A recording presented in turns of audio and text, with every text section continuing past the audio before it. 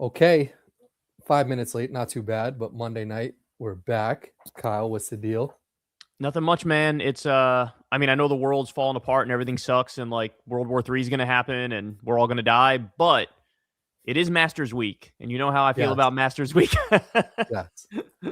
So Yeah. yeah, for all the golf fans, the Masters is this week. It's kind of sad because I mean, for me, I'm like a casual golf fan, but I'm into it. Like I'll watch, here and there, like outside of the majors and stuff like that.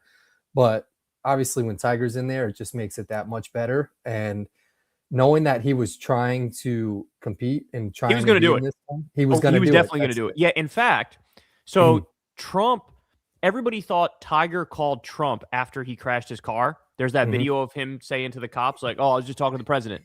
Bro, by the way, the memes and Twitter shit of people just like late to their dinner Crazy. table and they're like talking to their wives and like, sorry, I Just was talking to talking to the the president. president. So epic, so epic. So what happened was Trump actually called Tiger, and Trump apologized to Tiger from Air Force One Wow. because he fucking said the day before, like, "Oh, Tiger's not playing in the Masters this year," and Yeah, I did apparently, notice he said that. Yeah. apparently that was total bullshit. Apparently, Tiger like was gonna play, and so, but it just so happened to be the case that like It right was after right then. Tiger crashed his car, the fucking president called him, which is so crazy. That makes me respect Tiger like, More, yeah, that much more. Yeah. dude, I And he lost looked like a bitch in that moment. not only I told Chris, I was like, I literally lost, like, this was a childhood hero of mine. I literally lost all respect for him, thinking that he crashed the car, then panic called the president to be like, "Hey, dog, you're gonna fucking pardon me, right?" You know what I'm Yeah. saying? That's Yeah. what I thought he did. But then to come to find out, it wasn't that, which is it's less bad now. But I mean, he's still like he got problems, man. Like, dude's got problems. You know, like the addict thing, whatever, that could happen to anybody. But like, don't fucking drive and crash every other day because you pop pills, dog. You know, like you can't, Yeah. like you can figure that shit out. You can get a fucking Uber Black or whatever it's called. You know? I sent this to you and Bobby. And like again, you don't know the full video. Everything's kind of pieced together, and then like two, you don't know if shit is AI and shit's not AI. I don't think it is. But the video I saw of the sheriff, the female sheriff, that was reading off the paper the four different shits Yes, he had to that do was to real. prove that like That was real. that was real. But Mhm. then I saw like a different video of like Tiger looking like he was fucking up more than he was in the video of her explaining the rules to them. Was that the And 2017 video though? There was one in 2017 that he was fucking up OD. no, I don't know. I think it was like a It was from the different same thing. footage from the same shit. Okay. And Okay. like Mhm. one, it looked super suspicious because he had those weird like hiccups, which like I don't know why he just kept hiccuping so In a much. small percentage of people, opioids do that to them. Oh, really? Yep.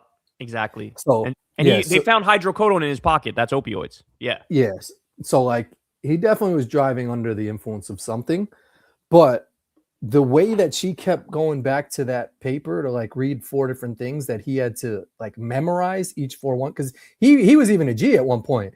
She was like, "Do you understand all this?" And he was like, "Yeah, you'll read it back to me as we go along." And she basically was like, "No, motherfucker, like I read this shit once, you have to remember it." And like I was like, I can't even remember that shit. Like what happened to like just walking in a straight line DUI type of shit? Yeah. No, the video I saw the same video. It was bullshit. And I think that a good lawyer is going to basically get him off of like being convicted of DUI. Yeah. But I still think it's probably true. He was under the influence. He had two hydrocodones in his pocket. Mhm. But here's the thing, like I know it sounds great, but anybody can drive on one hydrocodone pill. Like it's Mhm. not like drinking like 7 beers or some shit. Yeah. Like you're going to Yeah. be able to drive on it. But having said that, the question is how many hydrocodone did he actually take? Like if he took like 3 or more of those shits, now you're getting into territory where like, nah, you actually can't drive. And the thing with him is he's got a history where like Yeah. 2017 they found his ass asleep, pulled to the side of the road like a block from his house in his Yeah. car with that bitch still on. And they were like, "Are you Tiger Woods?" And he was like, He didn't even know I what also state he like was in. like always on the surface, I'm like, like even when he got into the back of the police car, at first I was like, all right. But then I saw a different footage of him and like he must have been in pain, dog. Like he like got into the back and like his back looked like he was hurting. Like it looked like it was a struggle to get his leg up. And then I started thinking like, it's hot as fuck in Jupiter, Florida, wherever the fuck he is. Like imagine everything he did that morning, playing golf, sweating, walking around, all this shit, talking to people, shaking hands, taking pictures. Then he drove home, crashed his shit, and then got put in the back of the police car. And people were like, oh, he's falling asleep. He's like this. And it's like, you would be too. It's dumb hot. And like, you're in the back of a police car. I'm going to fall the fuck asleep. So like, even when you say like, when he was sleeping in his car, like I've done that shit. Like I've been tired as fuck. I've gotten home in my driveway and I'm just like, let me roll the window down and just sleep in this bitch. Like there's some moments where at first I'm like, how would that happen? That wouldn't happen to me. And then I'm like, he's a notorious insomniac. He's never been a good sleeper. He's open about the fact he got addicted to Ambien for a while because he would literally go nights without sleeping. And so he needed to like find a way to fucking like force himself to sleep. He's always been like that. But he also crashed his car in 2021 driving in LA going like double the speed limit, nearly lost his fucking leg. He basically has a fake ass leg now because of that shit. So he genuinely has like a track record of this shit. So I think number one, he was on those pills. Number two, he took a lot of them. Number three, like he probably needs rehab. But the other issue is, what do you do? It's like a catch-22, right? Because he takes the pills and he's addicted to the pills, but he also is a genuine pain patient because he had 7 fucking back surgeries and has his leg reconstructed. Like, I mean, at that point, if I'm him and I'm in his shoes, I probably would have been more defiant than he's been. He's been like, all right, I'm gonna go to rehab. Like, I'm gonna miss the Masters this year, like all that shit. Because normally he would just at least go to the Masters Champions dinner the day before for sure. The fact that he's missing that, he's being very like compliant now with the whole shit. I could see myself in his shoes being like, yo, I need the pills. like I need them shits. I can't fucking get out of bed without it. And that's the thing, right? Is like, is he trying to come back and play on some regular shit? Because with 7 back surgeries and a fucking fake leg, like that's tough, dog. That's really fucking rough. It's going to be hard. And it's almost like, I mean, it's like you see this with basketball players and stuff that like sometimes people want to go out on their own terms. And like for someone like him who's so competitive that clearly wants to break Jack's record and all this shit, and like he can't go out on his own terms, that's got to be so tough for him to cope with that shit, man. Like, so like he's trying to come back and win that shit, but like he's struggling. But what I don't understand, I literally don't get it, because in so many ways he's like the most human man I've ever seen with his struggles. But in so many ways he's superhuman, because in 2019 when he won the Masters, he had no fucking business winning the Masters. He already had like 5 back surgeries. Yeah. And then he won the Masters in 2019. Now that was before the car accident. He's never won yet post his leg being fucked up. Like he's never won since that, but he's only played like 9 tournaments since then. But like to the fact that he came back from that almost led me to believe like he could probably come back from this shit too. Like I know he signed up already for the senior US Open, like 50 and over US Open. And like he's allowed to, on the senior tour, he's allowed to drive a cart when he plays. He doesn't need to walk. Yeah. And like that's the biggest thing for him is like as long as he doesn't have to walk, he could probably still, because he still has it in his hands, dog. Like something about that man and a golf ball, he becomes a savant and he just knows how to hit it from here to there. You know what I'm saying? And so like I think he'll still win some shit. Like I kind of do. Like you can't bet against him. Like that's just who he is, you know? He'll win something, and even if it's not like some prestigious shit, he'll enter some like charity tournament, you know, and like he'll raise another trophy at some point, and there'll be like a full circle moment of like celebrating him. Comeback, yeah. But for right now, I was happy at least to hear from you right there that like the president called him, because that was on some bitch shit. Like when OD. You know, dog, I was like, I'm done with him. Like I've loved Tiger my whole life. When I saw that, I was like, I'm totally done with him. Fuck him. Yeah. You know? And like it just I mean, like now it even looks more G how he was just like, I was just talking to the president. Like, yeah, because it was actually the president called him. Imagine that. Bro, Yeah. what kind of a world do you live in where you get into your second major car crash and flip your car and crawl out the fucking side door and you're sitting at the side of the road and the fucking president calls you? Like, what kind of an insane world is that? That makes no damn sense. It also makes me wonder, like, who else is the president calling? You know, like who, like He's a starfucker, bro. Trump, I'm sure he is, Trump, right? you know he texts with Zoran, right? I didn't know that. I mean, He texts with Zoran. He's got a thing for Zoran. He likes Zoran.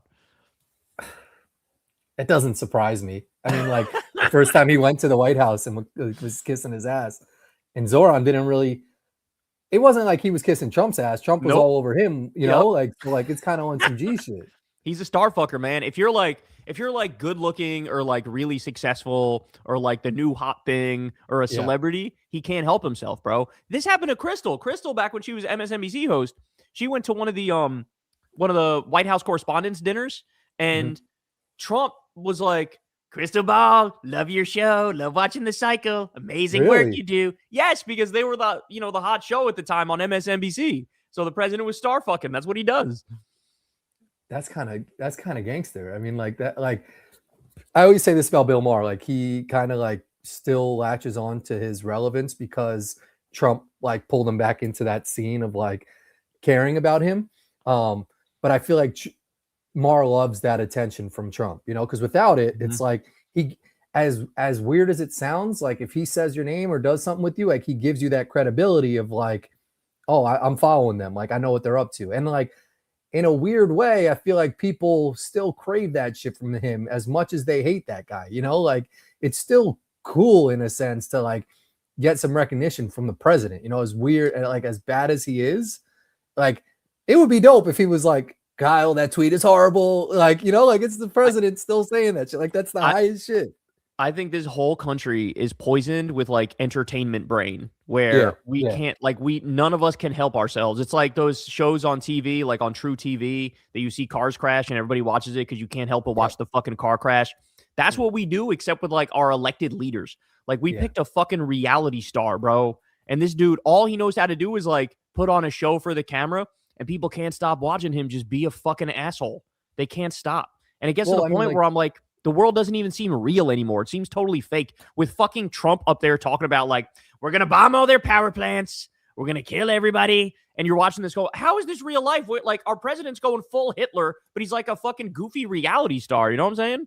Tuesday will be power plant day and bridge day, all wrapped up in one in Iran. There will be nothing like it. There will be nothing like it. Open the fucking straight, you crazy bastards, or you'll be living in hell. Just watch. Praise be to Allah. Like, what the fuck is that, bro? That's so crazy. That was his Easter message. Yeah. That was his Easter. Any other president would have been like, happy Easter to everybody, and I hope you have a wonderful day, and here's some colored eggs that we made. And here he is like, we're going to blow you up, and praise be to Allah. Open the fucking straight. Like, what the fuck is this? Oh, I don't get how they like. What do they just have like a fucking easy pass like bar down in the straight right now that we just can't put boats through that shit? Well, like, no, can't you just fucking ride a boat through there? And if some dude is blocking it, then just be like, yo, I'm gonna shoot you. Get the fuck out the way. Get bombed, dog. So they have like they planned for this war. Like they knew what was gonna happen, right? And so they realized our only way to get back at them if they attack us is to shut down the strait and not allow the gas and oil out. And so they planned for this for years, and they just basically any boat that goes through that they don't want going through, they can just shoot a missile at it and blow that bitch up. And they already did it a bunch of times. And so, and then we don't know how to stop them. We have no idea how to stop them because they've created a system where it's like underground missiles that like pop up out of the ground, shoot, and then go back down in and move along. And like you can't, even if you bomb where it launched from, there's other places they can launch. It's mined too. Yeah, like they started mining the Strait of Hormuz also. So like we're cooked. Like they can just control that bitch. So and they'll and what they do is they let out the ships that are like for themselves and their allies and shit. But for us, they're like, we're just going to block all your ships. But like China can go through. And now they're making separate deals with countries, and they're going, oh, you want to go through? That's cool. Give me $2 million for each ship that goes through. Like they're destroying us, bro. They got a military. They spend $10 billion on their military. We spend fucking $900 billion, and they're draxing us. Isn't that crazy? That's so deep. I still don't get how like we'll bomb everything else in that whole fucking area. We'll bomb like all girls schools, hospitals, but like we won't bomb the person who's like controlling the fucking strait. Like, well, why are we drawing the line there? It's not a person. So like they have this very complex defensive system set up along the entire strait where missiles will pop up out of the ground. They'll shoot at a ship. It'll go back underground and it'll keep moving along. They literally have like an underground subway system for their missiles.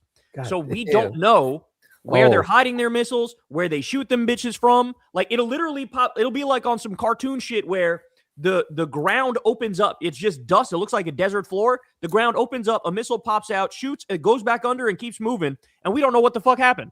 We don't even know what hit us. That's and so they like level shit. They figured it out, bro. Their drones that they have these drones called Shahid drones. Mm-hmm. These shits cost like maybe $20,000 each. They've been using them to attack our targets in the Middle East.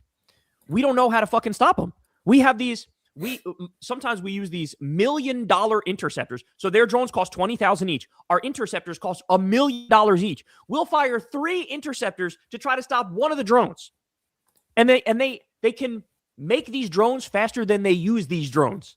So like they're just smarter. It's called asymmetric warfare. They figured out like how do we do more with less, and they found ways to like we know how to penetrate their. We have 13 bases in the Middle East. Every one of them bitches is burned to a crisp now. They're done. It's over.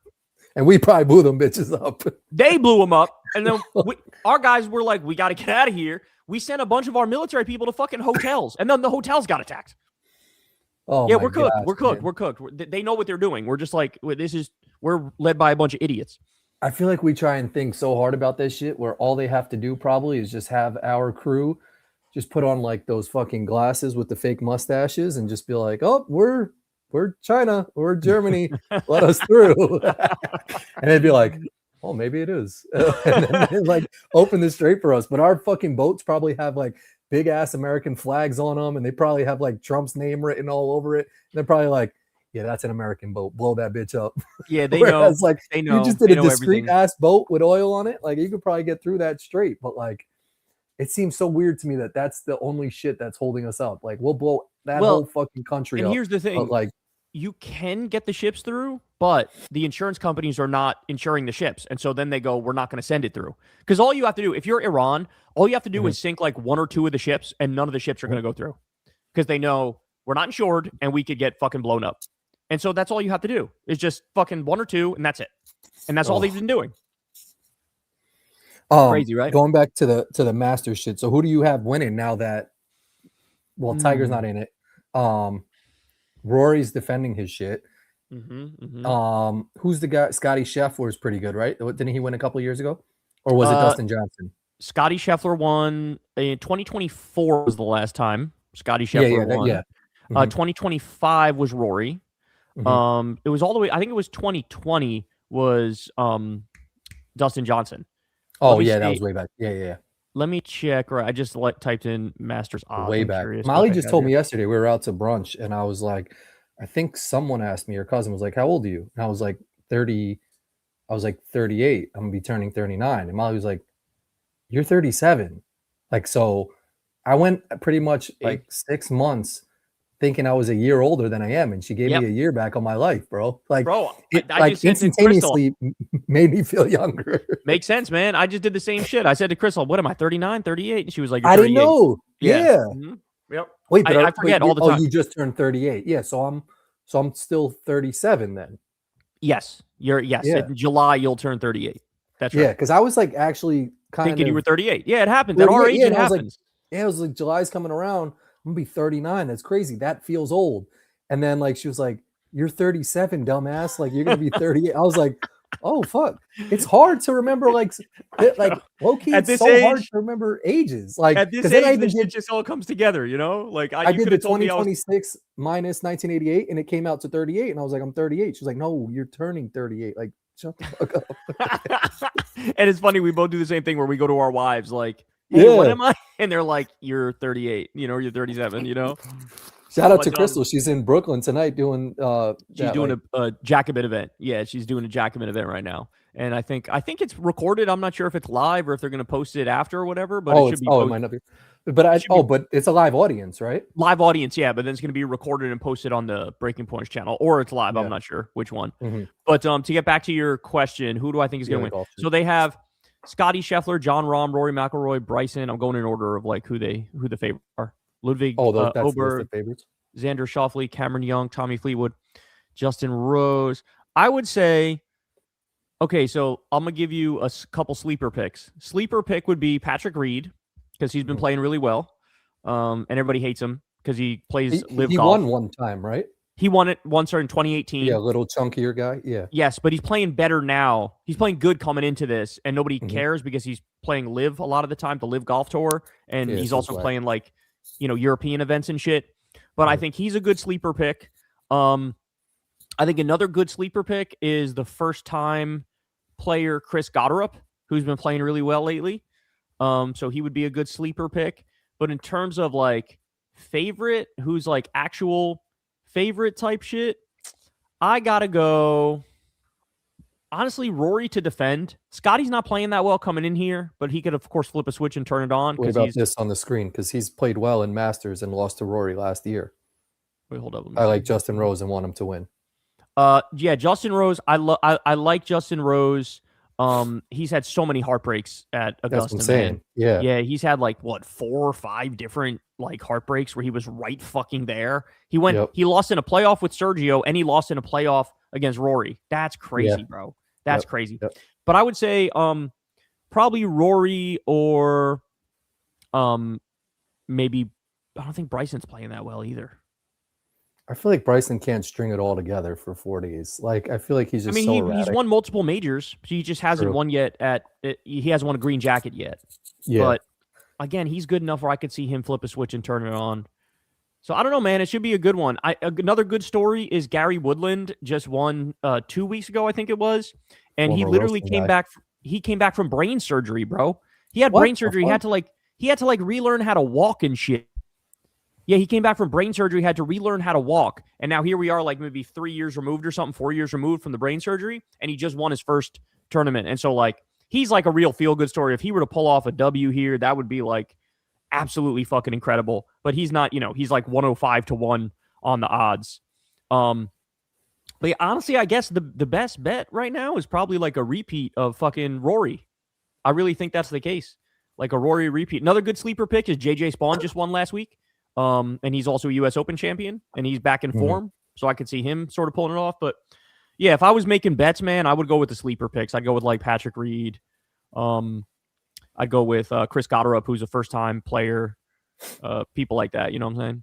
I feel like there's something to winning that shit in the past, like being there and winning. I don't know. I've seen these moments when I watch the Masters, and even like tonight's the March Madness Final Four, the championship game. And UConn's been there before and won. Michigan hasn't, but Michigan's been smacking teams lately.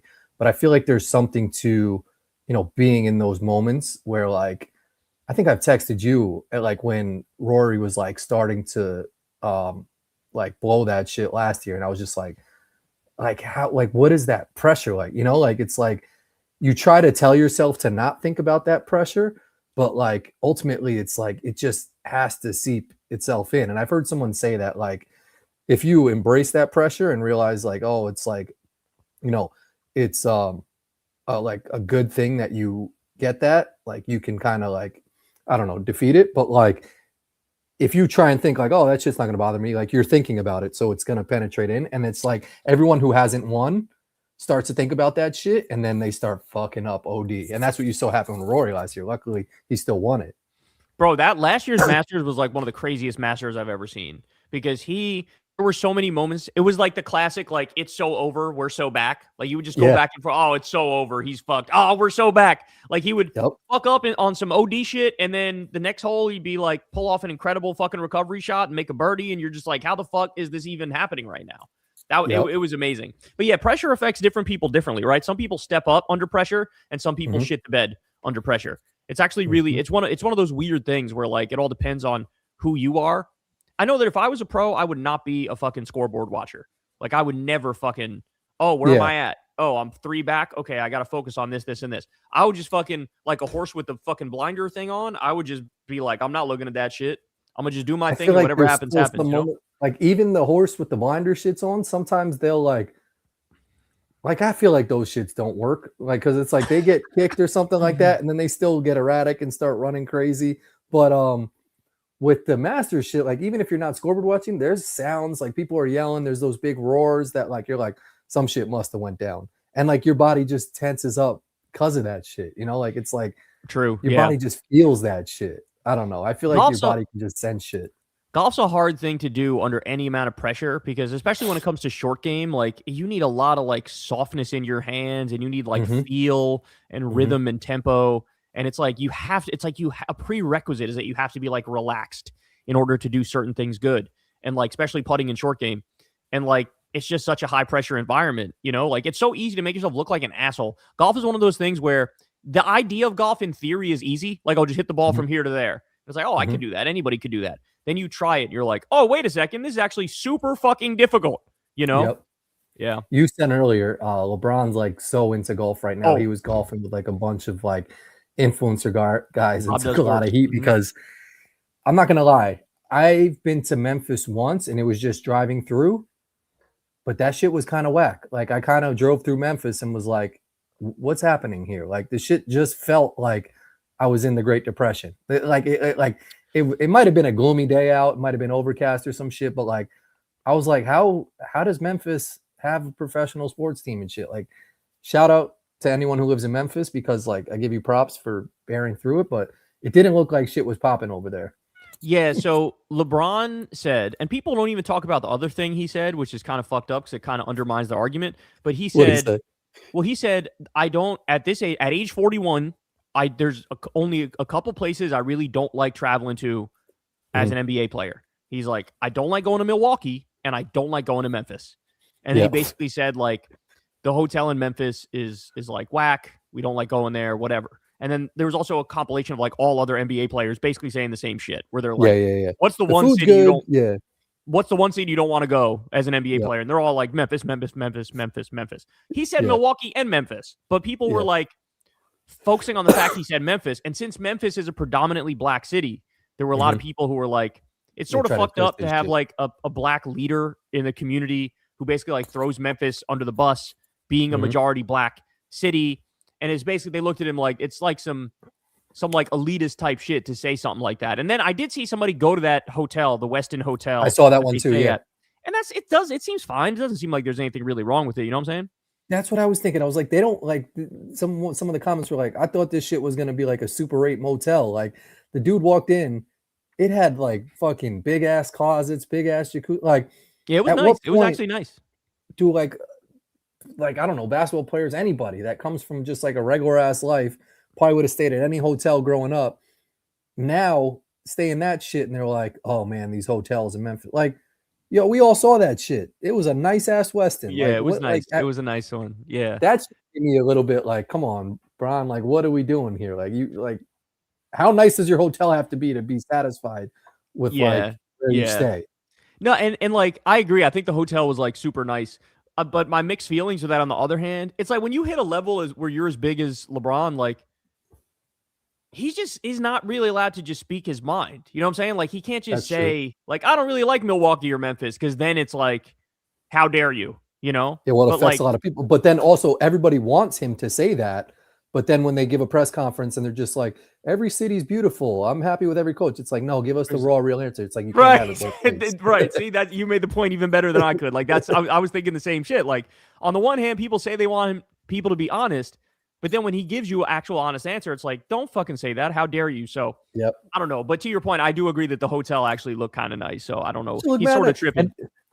I've stayed in some shit. I stayed in an actual Super 8 motel in Myrtle Beach. Bro, there was like, I think there was actual like cockroaches on the floor, and I was already. It was like maybe 9 or 10 o'clock at night or some shit where it's like you'll always get the sketchy person working at the front desk, and like they had like shit around the front desk. So I'm like, all right, shit's already popping off because either they got robbed before or someone like try to do some shit that they had to put a barrier up to like block people, bro. So I think I saw a cockroach. And I was like, fuck, it's like 10 o'clock at night. Like, let me just go to bed. That shit's not on my bed, but I still slept in that shit. And then I stayed in a hotel in Minnesota that like had no name to that shit. And bro, it was like the parking lot. And then all the doors were in the parking lot, and like my door kind of shut, but it wasn't like shut. So I didn't sleep that whole night because the whole night I'm like, someone's just gonna walk in my shit, right? Like, but then I'm like, I mean, I think I slept a little bit, so that shit was bad. So like, but just recently we stayed at a nice ass Marriott in Florida, and it was a dog friendly hotel, which to me, that shouldn't be a thing. You're cooked. Yeah, you're cooked at that point because you get allergic to this shit. Yeah. Allergic, but then also like one dude walked into the hotel with like 3 big ass dogs. Like, you know how dogs are when they don't like know their territory, they gotta plant their fucking flag in the shit, and they either take a shit or they pee to like let them know like this is my land now. Yo, we went into the first room, smelled like straight like either someone took their dick out and was just peeing all over the room, or they had mad dogs and they were just peeing all over. Like it was like almost like they were sleeping and they're like, no, we don't gotta let the dog out. Like this isn't our room. Just let them pee and shit and this shit. So at first I was like telling Molly, I was like, let's just stay in there. Fuck it. Like we got to go back to the front desk. She was like, no, it smells so bad. So we switched to another room and the sheet had like yellow shit on it and it smelled even worse, bro. Like, so here's my thing. If you own any hotels or motels, it should be like smoking and non-smoking. Like have a dog and a non-dog room because like it was OD to just have a regular Marriott hotel and you allow dogs in that bitch. There's no hiding fucking pets or smoke smell. Like you just can't hide pet smell or smoke smell. Like you could walk into the apartment my dad used to live in right the fuck now and you'd still be like, sort of smells like cigarettes in here. Like there's just no escaping that shit. Yeah. So yeah, I didn't even know. I gotta be honest. I really didn't even know that like dog friendly hotels was a specific thing. You know, like I never. I didn't know that until just now. Also, my whole life, every time I've gone to a hotel, I've never had a situation where somebody like walked in with a dog. You know what I'm saying? Yeah, dog. Never happened. We were in the fuck. I was like, I forgot what it was. I think I needed another room key or some shit, and I went into the lobby and there was like mad people in line. And then there's just a dude like third in line with like 3 big ass husky ass dogs like laying on the lobby floor. And like I get it, like sometimes you can't like leave your dog at home or some shit, but like if you're traveling, like there either has to be, it's got to be like you're flying and your luggage, like you got to fit your dog into this size shit for it to stay in your room. Like don't bring some diesel ass dog who's definitely going to take a diesel ass shit on the floor of a hotel room that like I'm gonna be staying in that bitch, you know, like they can't do that shit. So fuck that Marriott. Molly was supposed to send them a letter, but you can't. I'm not about dog friendly rooms because that shit was grimy. I don't even know how most hotels even make money, man. Like you'll be in some random ass tiny town in like Ohio, and there'll be a little ass hotel, and you're like, there's no even tourist attractions around here. Like who the fuck is paying the bills for you motherfuckers? Like that's true. You got like property taxes you got to pay. You you definitely don't make enough money from people staying at your shitty ass hotel in Tuscaloosa. There's a lot of fucking hotels. I know. I don't understand. I don't get the economics of it. I just don't understand how they work. You know, like unless every single hotel is owned by like a drug cartel and they just launder money through it. You know what I'm saying? I've always thought about that too. I've been in some weird spots in Tennessee because Wilson had like their factory there, and I had thought like, oh, this is maybe why that hotel is there. Like people come for this shit. But then I've been to some other cities, and there's like a random like Holiday Inn Express.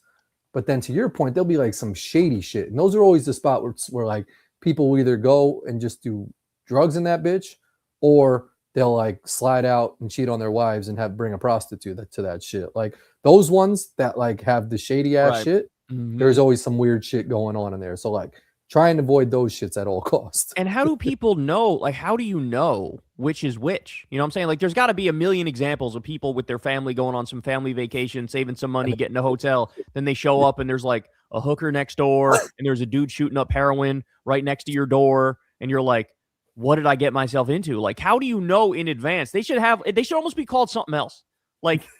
Like it's not a hotel, it's not a motel, it's like a lotel or something. Like you got to come up with a new name and be like, this is not really a hotel. Like this is a place you go if you're 47 and divorced and you're in massive debt and you just filed for bankruptcy and you want to get your dick sucked by a fat hooker. Like this is where you got to go. You know what I'm saying? That's like in the description of the hotel, like all of that. You down on your luck? We got prostitutes that'll suck your shit. And we got crack, and we got heroin, and we got meth, and we got Tiger Woods pills, and all that. There's definitely some drug dealer. There's definitely some drug dealer with opioids right now. They selling them shits as Tiger Woods pills. Like, we got that Tiger Woods special. We got that Tiger Woods special. I mean, people do that shit. They do that with I feel like Weed, you do right? that with all strains of with weed. Like they'll name it like that's that Snoop Dogg. I got that Snoop Dogg. I got that Snoop Dogg. Yeah. Yeah. I forgot what I was just gonna say, but I saw like Lamar Odom like try to do like some conversation shit with Khloe Kardashian, and basically was like, she was basically like, you don't even remember, like you went to some brothel shit like on mad drugs trying to get your dick wet and all, like drunk, and he was like, oh really? Like he was taking that stuff, when you go to the gas stations and they have that stuff over the counter that's like, get your dick hard right away. Like, rhino fucking pills, rhino, all that shit. Like he was doing all that stuff, and like she was basically like, I was wiping your ass for you, and he was like, oh, thank you. I did see that video that you're talking about. Also, the last time I saw a Lamar Odom video, he was sitting in a barbershop chair, and there was some woman basically twerking on him and giving him a lap dance. And he was just like, and they were recording it. And somebody commented like, this motherfucker's been bald since like 2004. You know damn well he's not getting his hair cut. Like, he's just going there because he's just a perv, bro. He's just on some creepy ass shit. So like, that was the first video I saw Lamar Odom like a month ago. And then the other day I saw he's talking to Khloe like, can we get back together? And she's like, no, asshole. He's like wearing a shirt with his face on it, which was like weird. Don't do that. Within itself. Don't do that. But to that, I don't know if George is watching, but George, his son Odie, is a barber, and George will go there, and I think he gets like maybe his like goatee shaped up a little bit, or maybe like Odie will like shave his head, or something like that. But like, if you're bald, stop going to a barbershop to get your beard trimmed up. Like, just give it up and do it yourself. Like, you don't need to be going to a barbershop. Like, from Lamar Odom's standpoint, do you ever see the video? There's this barbershop that like have these girls like sit on their lap while they cut their hair. Do you ever see that video? I think that's probably like similar to the Lamar shit. Yeah, I feel like he might have been at that spot. Yeah. Mm-hmm. Yeah, and all the comments were like, this dude isn't there to get his hair cut. Yeah. Nah, some worlds just shouldn't mix, bro. Like, if you're getting your hair cut, you're supposed to be getting your hair cut. You're not supposed to have a fucking boner. You know what I'm saying? You're like, that's just not, it makes no sense. Like, here, give yourself blue balls and get your hair cut. Like, I'd rather not have blue balls when I get my hair cut. Thank you very much. You know what I'm saying? I always have an issue when I'm getting my hair cut. Like, I'll always fall asleep, and I'm nervous that like my head's gonna like fall down when they're cutting my hair, because I don't know. It's tough for me to keep my eyes open. But I always will try and write in my phone like the same way to cut my hair, but it's just never consistent. Like, I want to take a picture one day of like a beautiful haircut and just show them. You can find a picture of what you want online for sure, 100%. Just show them that shit. Absolutely. That's what everybody does. Everybody, goes and types in their haircut, and then they scroll. Oh, this one is exactly what I want, and then show somebody. Yeah, absolutely. Absolutely. The old school one is when they had the pictures on the wall. Remember? And it'd be like 30 pictures of like different ass kids, and you'd be like, give me number 18 or some shit like that. 100%. Yeah, that's how I got my haircuts until I was like fucking like 12. I would just point at the shit on the wall, like, give me that one, I wouldn't be mad if they brought back, I've seen like my nephew not just got his haircut, but he got a haircut when he was in New York, and like he got to sit in like some little plane or some shit. Like, bring back like being able to sit in like a race car for adults too, like to give me a haircut. Like, no, like, that's the shit. At what age do you cut that shit out? And that's the shit where the like getting a lap dance as you get your haircut, like that's the adult version of that. Is like, here, I guess so. Watch this person shake their ass, a pole in front of you or something. Yeah, like totally. That. That's what they think they're doing. Like, it's basically like the race car except upgraded. Yeah, I'm mad that like that stopped being a thing, and also like I've seen people with some dope, like some kids with some dope like beds when they were younger too. Like, they have like race car beds or like baseball beds and shit like that. Like, that shit should still be allowed. Let me ask you this: what size At what Hey, yo. age? At what age were you when you got a bed that was bigger than just that basic ass? They call it the twin bed, like the skinny ass one. I'm curious. I feel like I always had some, like me and Jed had a bunk bed for dumb long until I moved to New Rochelle in 7th grade. And then I still had a twin shit. You had a twin And shit like me. it was weird because like I discovered this shit later on in my life, but my stepfather, and my mom listens and sometimes Gary's listening too, but like he gave me the bed that his mom died in, which is crazy. It was, but like I thought it was the dopest shit because it was like a hospital bed shit that like could, the back had a button and you would like bring it up and you could bring the feet up. And I was like, this is the dopest bed ever. Low-key, that is sort of the dopest shit ever. It really was. But then when I found out that like his mom, I think, passed away in that bed, I was like, yo, what the fuck? Like, that's like, no. But the bed was fire because you know how sometimes like, you know how when you're sleeping and like if you're watching TV in bed, like you need to like prop a couple pillows, of course, put the shits behind you. Dog, when I tell you I had like 2 pillows, perfect angles, yeah, I would just hit the zoom, and it would put me on the perfect recline, and I could fall asleep like that. Sometimes when I come home from school, I'd make a sandwich with chips, put them on my little side table. My dresser was right next to me. I would have the chips and a turkey sandwich right next to me with a soda, eat that whole shit, and like I'd have it reclined like this, eat it all, and then I could low key falling asleep on an incline is kind of like a secret cheat code to life, dog. I gotta say, man, like I think I'm sold on it's totally fine to have that bed. You know what I'm saying? Like there's some things like that will gave me a hospice freak people bed, out. Bro. Yeah, but you know what? Like shit like that, some people will be freaked out by it, right?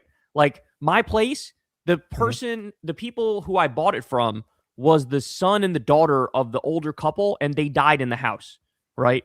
And like, see, like shit like that, kind of like. But like most houses that anybody lives in is gonna have like the people who own this before you passed away type shit. You know what I'm saying? Like it's very common. I would guess it's probably a majority of houses on the market. Somebody lived in it and died in that bitch.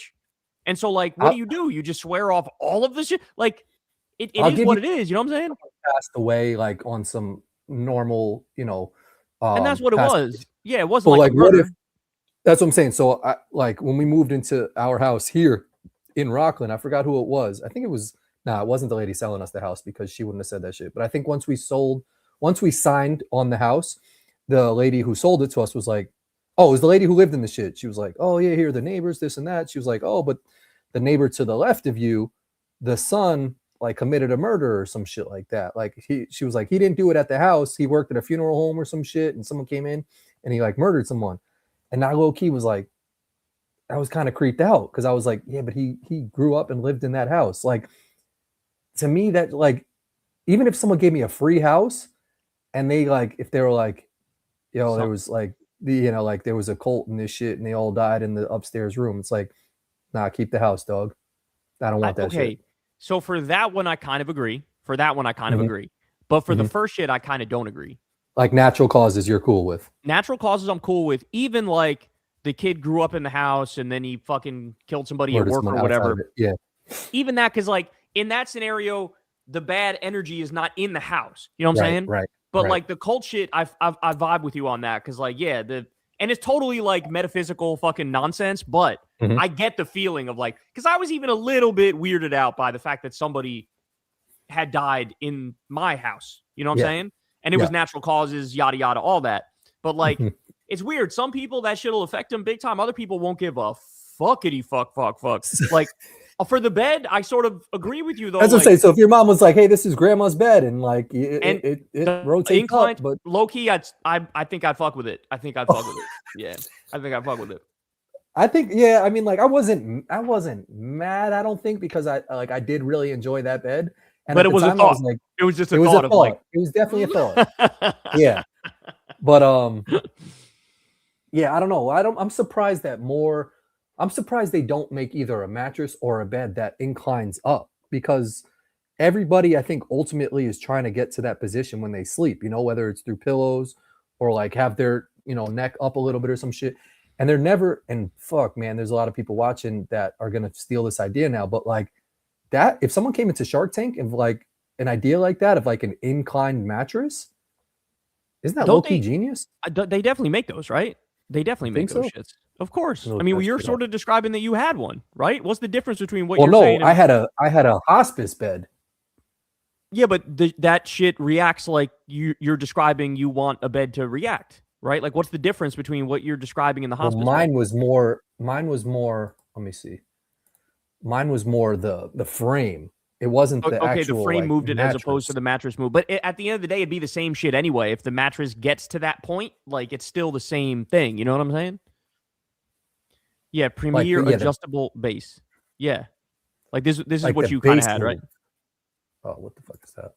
Yeah, but like, what's the difference Um, between if the base moves or the mattress itself moves? I feel like it's the same shit. At the end of the day, it's I guess. the same end result. You know what I'm saying?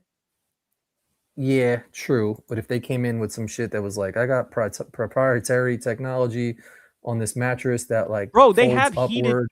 You know what's crazy? And this is like, I was just thinking about this the other day. So many basic ass things, they've improved upon them OD. Like when it comes to beds, they now have like heated beds and cooled beds, and Yeah, like your wife's side could be a different temperature than your side, and that's you can been wild. make it firmer or softer, and you can make that shit fucking massage you or not. Like there's all So, shit like that. But like nobody ever really thinks about that or actually gets those mattresses. I feel like everybody's got a regular ass mattress and yep. nobody's got like one of them high level ass mattresses. And that's sort of like, I feel like with toilets it's changing a little bit, but like Mhm. most people just have a regular ass toilet. But now they have toilets that'll like bidet your asshole OD. They're like heated toilet seats. They'll Yes. like there's all these things that your toilet does now that are like high Yep. level, next level shit. But like Yep. 90% of people just have a regular ass toilet. And I'm the same. I don't have Yep. a fancy ass bed. I don't have a Yep. fancy ass toilet. But like, shouldn't we all That's the kind of most start having important those shits? shit. Yeah, shouldn't 100%. like why shouldn't everybody have like, oh yeah, my mattress, I can make that bitch 64 degrees. Watch this. Like, and nobody has that, even though it exists, you know? It's kind of a genius ass thought because it's like you spend the most amount of your time in the bed. That should be the shit that you spend $10,000 on is a mattress that like OD. You could change the climate on it. You could change the fucking whatever on it. But yeah, people just But it have some also it does Tempur-Pedic people like fucked with a little bit, but then we're like, nah, I'm good.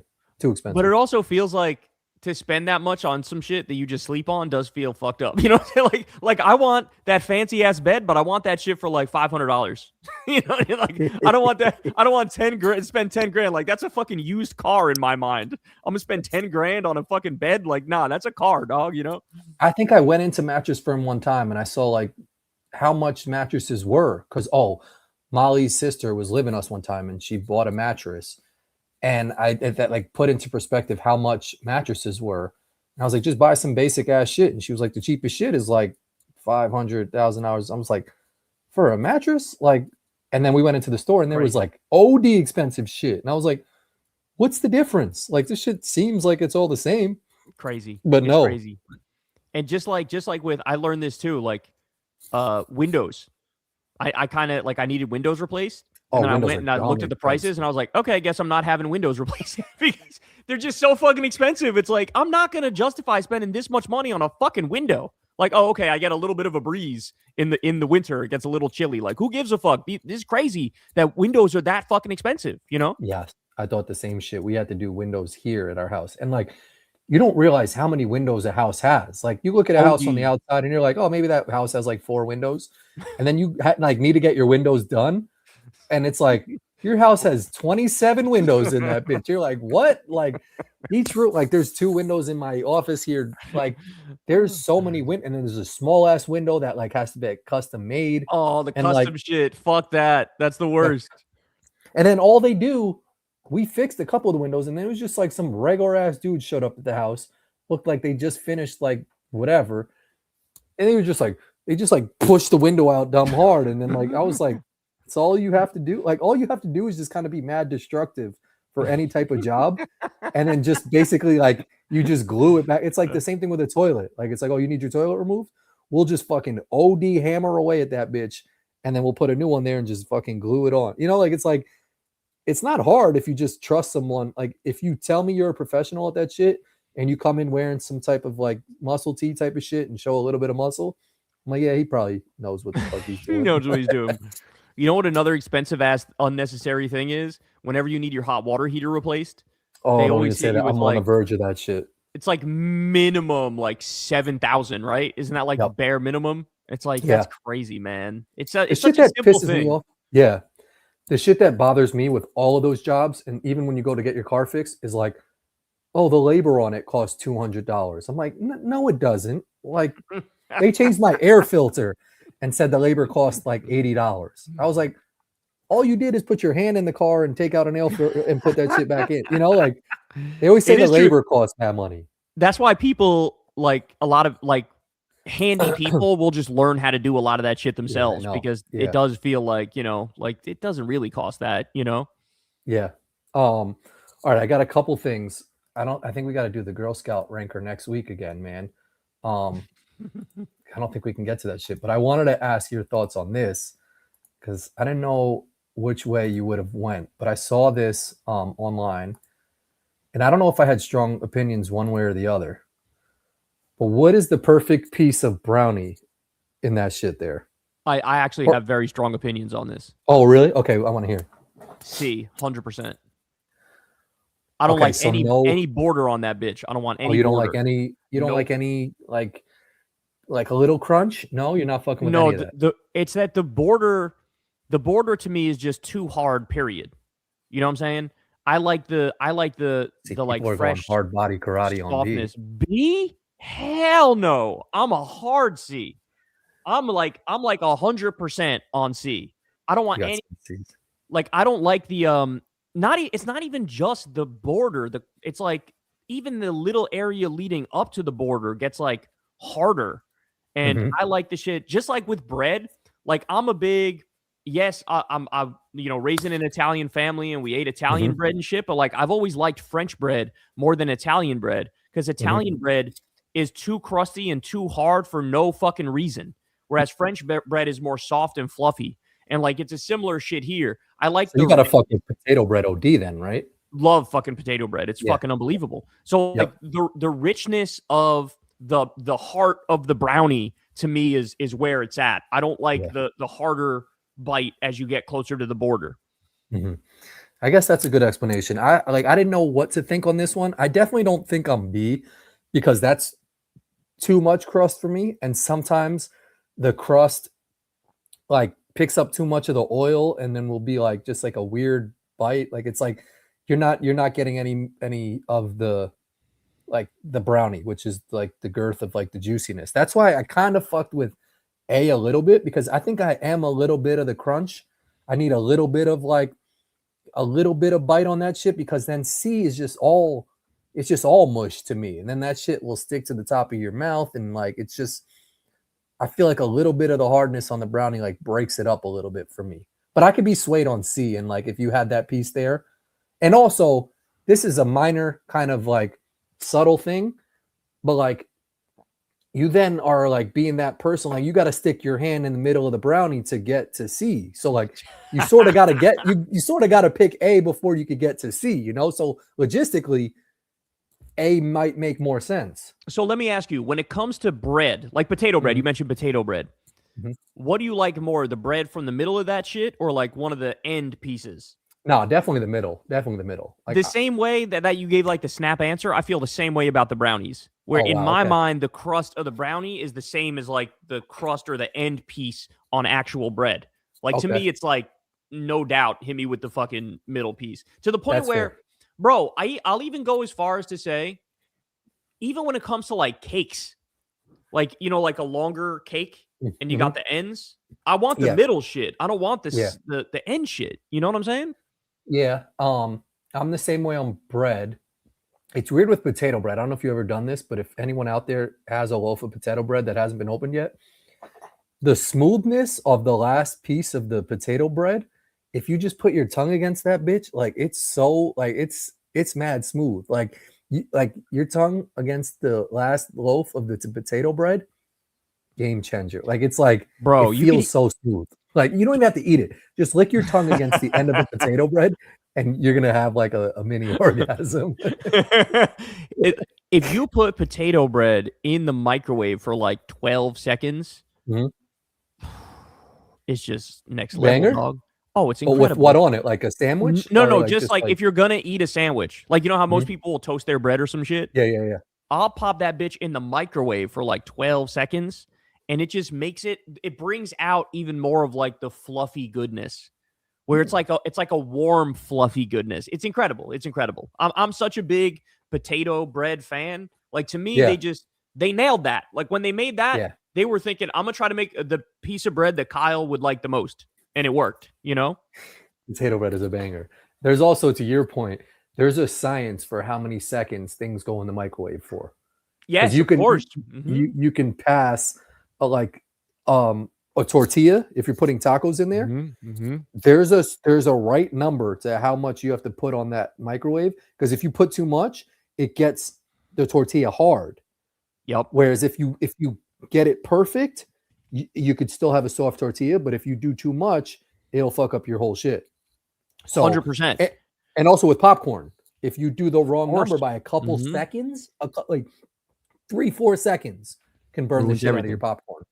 Yeah, Over. and it's like that with everything. Like you can some microwavable ass dinner, you put it in there. Yes. If you're a little too short, it could be hot as fuck on the outside and then cold on the inside.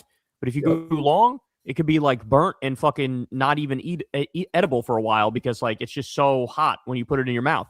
So there's a sweet spot with literally everything you put in the microwave, and you got to trial and error that shit until you figure it out. You know, like the only way is through experience. Yep. I got two more things. One, I wanted to ask you real quick, just your thoughts and if you would be able to do this shit. But so Savannah Guthrie, her mom is still missing. She went back to the Today Show today to be like an anchor. Do you think you'd be able to, like, if you were a news anchor, like take a month off and go back and be an anchor while, like, if someone kidnapped your mom, would you be able to go back and do your shit while your mom is still missing, type of shit? Not only would I do that, I would have done it sooner than her. Oh, uh-huh. I mean, when my dad died, I was back at work like the next week, bro. Facts. Yeah. They told me like, you know, take as much time as you want, no problem whatsoever. And they were probably expecting me to be gone for like 3 weeks or some shit like Yeah. that. I was back the next week because Kind of like, respect it. well, to me, it's like I don't see the utility, and it works for some people, but it never works for me. I don't see the utility in like just sitting on the negative feelings and dwelling in the negative feelings and like, you know, existing in that space and like feeding into it more. I'm a little more old school of like, we just got to keep it moving. You know what I'm saying? Like every day the sun's going to go up, the sun's going to go down. Like, you know, life moves on. It always will move on. And you just I got to respect that thought. deal with it. And like to me, that's more of a therapeutic thing. Getting back into a routine and getting back Yep. into some normalcy to me was always a better way to deal with any sort of pain or grief or death or, you know, horrific situation. And people be surprised how well, you know, that can sort of organize yourself after The something comforting bad shit. like that. You know what I'm saying? Yeah. No, that's deep as fuck. I didn't think about that. Like, because yeah, you're right. If you're home It's a little old for a school. month, It's a little old yeah. school. No, but I respect it because you're home, you're thinking about it, you're thinking, oh, what the fuck that night, this and that. But like you go back and just do your regular shit, it's almost just like you move on. Like you don't forget or like try to not think that something happened. But it's like, and I looked it up and it was like the performing gives you a sense of control, you know, and it's like that, like that's your routine. That's the shit you've done. And it's like you don't change what you've done because something bad happened. And low key, like if you look like you were doing fine, like today it came out that like someone wrote a ransom note basically saying they saw the mom, she was in Mexico. So like if you just look like you're doing your shit, you're happy and going about your day, people are gonna be like, fuck, we want her home mad, like looking for us. And it's like, no, fuck you. And then they gave more information today. Oh, so she is still alive? I don't think she's alive, but basically, I don't know if this is real or not, but TMZ said they got another note today saying that someone saw her in Mexico alive, but that could have been a while ago or some shit like that. Yeah, okay. Well, but so like there's certain shit where it like the thing that I think works better is not what society would tell you, right? Yeah. Like I'm also a big proponent of in relationships. I'm a big proponent of like shut the fuck up and if you don't like something at a given point, like you're going to forget about it in a fucking hour and a half anyway. So why even talk about it? Why even bring it up? Why even fight? And Yep. Crystal is kind of like the same philosophy as me. And so Good. we like literally never fight in our marriage ever, because we both have this sort of like stoic philosophy of like, if I do something that pisses her off or she does something that pisses me off, which really happens, by the way, but if that were to happen, just like shut the fuck up. It didn't happen. Move on. And then by the next day, you ask me, what was that thing you were annoyed at the other day? I literally won't even remember. 0% chance. And that I feel like is the opposite of what people are taught. People are kind of told like every single feeling you have matters. Every single feeling you have is, super important and relevant. And like, you should look through all those feelings. You should like, go to therapy if you need to go to therapy to like get those feelings off your chest, yada, yada. And to me, that's just dwelling in that negative world, as opposed 100%. To like, nah, we're just going to keep it moving until we get to some good ass shit, And so like, I got weird things like that I live by, that I feel like nobody talks about that shit or says that's the way to live, but it absolutely is, in my opinion. You know what I'm saying? Yeah.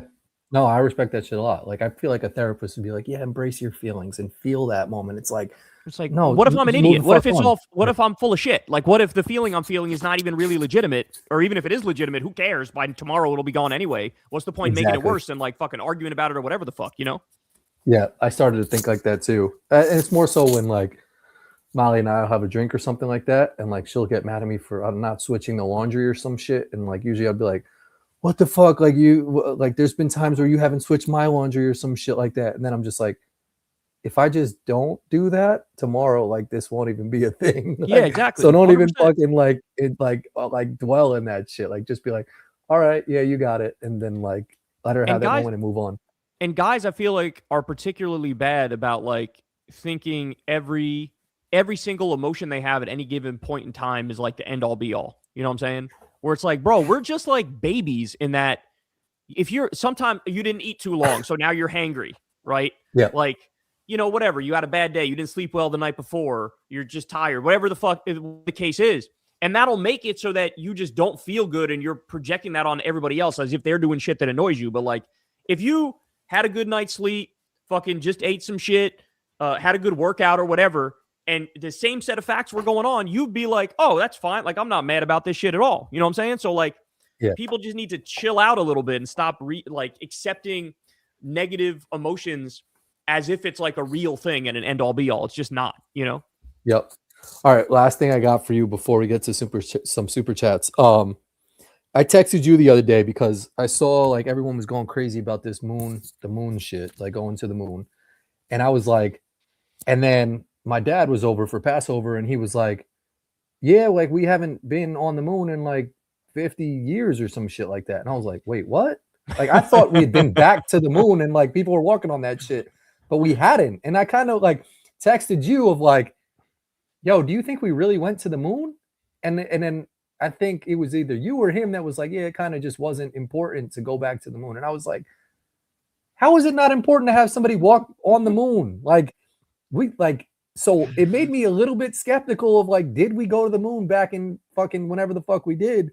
And then two, like, we're making a big deal of this fucking shit just orbiting the fucking Earth and going to the moon, but like, actually, nobody's making a big deal about it, bro. Trump didn't even. I feel like that's all I've seen recently is just Trump like gave this a whole speech. fucking shit. The day that shit happened, Trump gave a speech and he was like, "We're gonna blow up all of Iran." He didn't even fucking mention the Artemis shit. Like, this country is. But I respect him because it's like, what we didn't like the fucking guy from Arizona who's like a congressman now or some shit. Mark Kelly, Mark Kelly.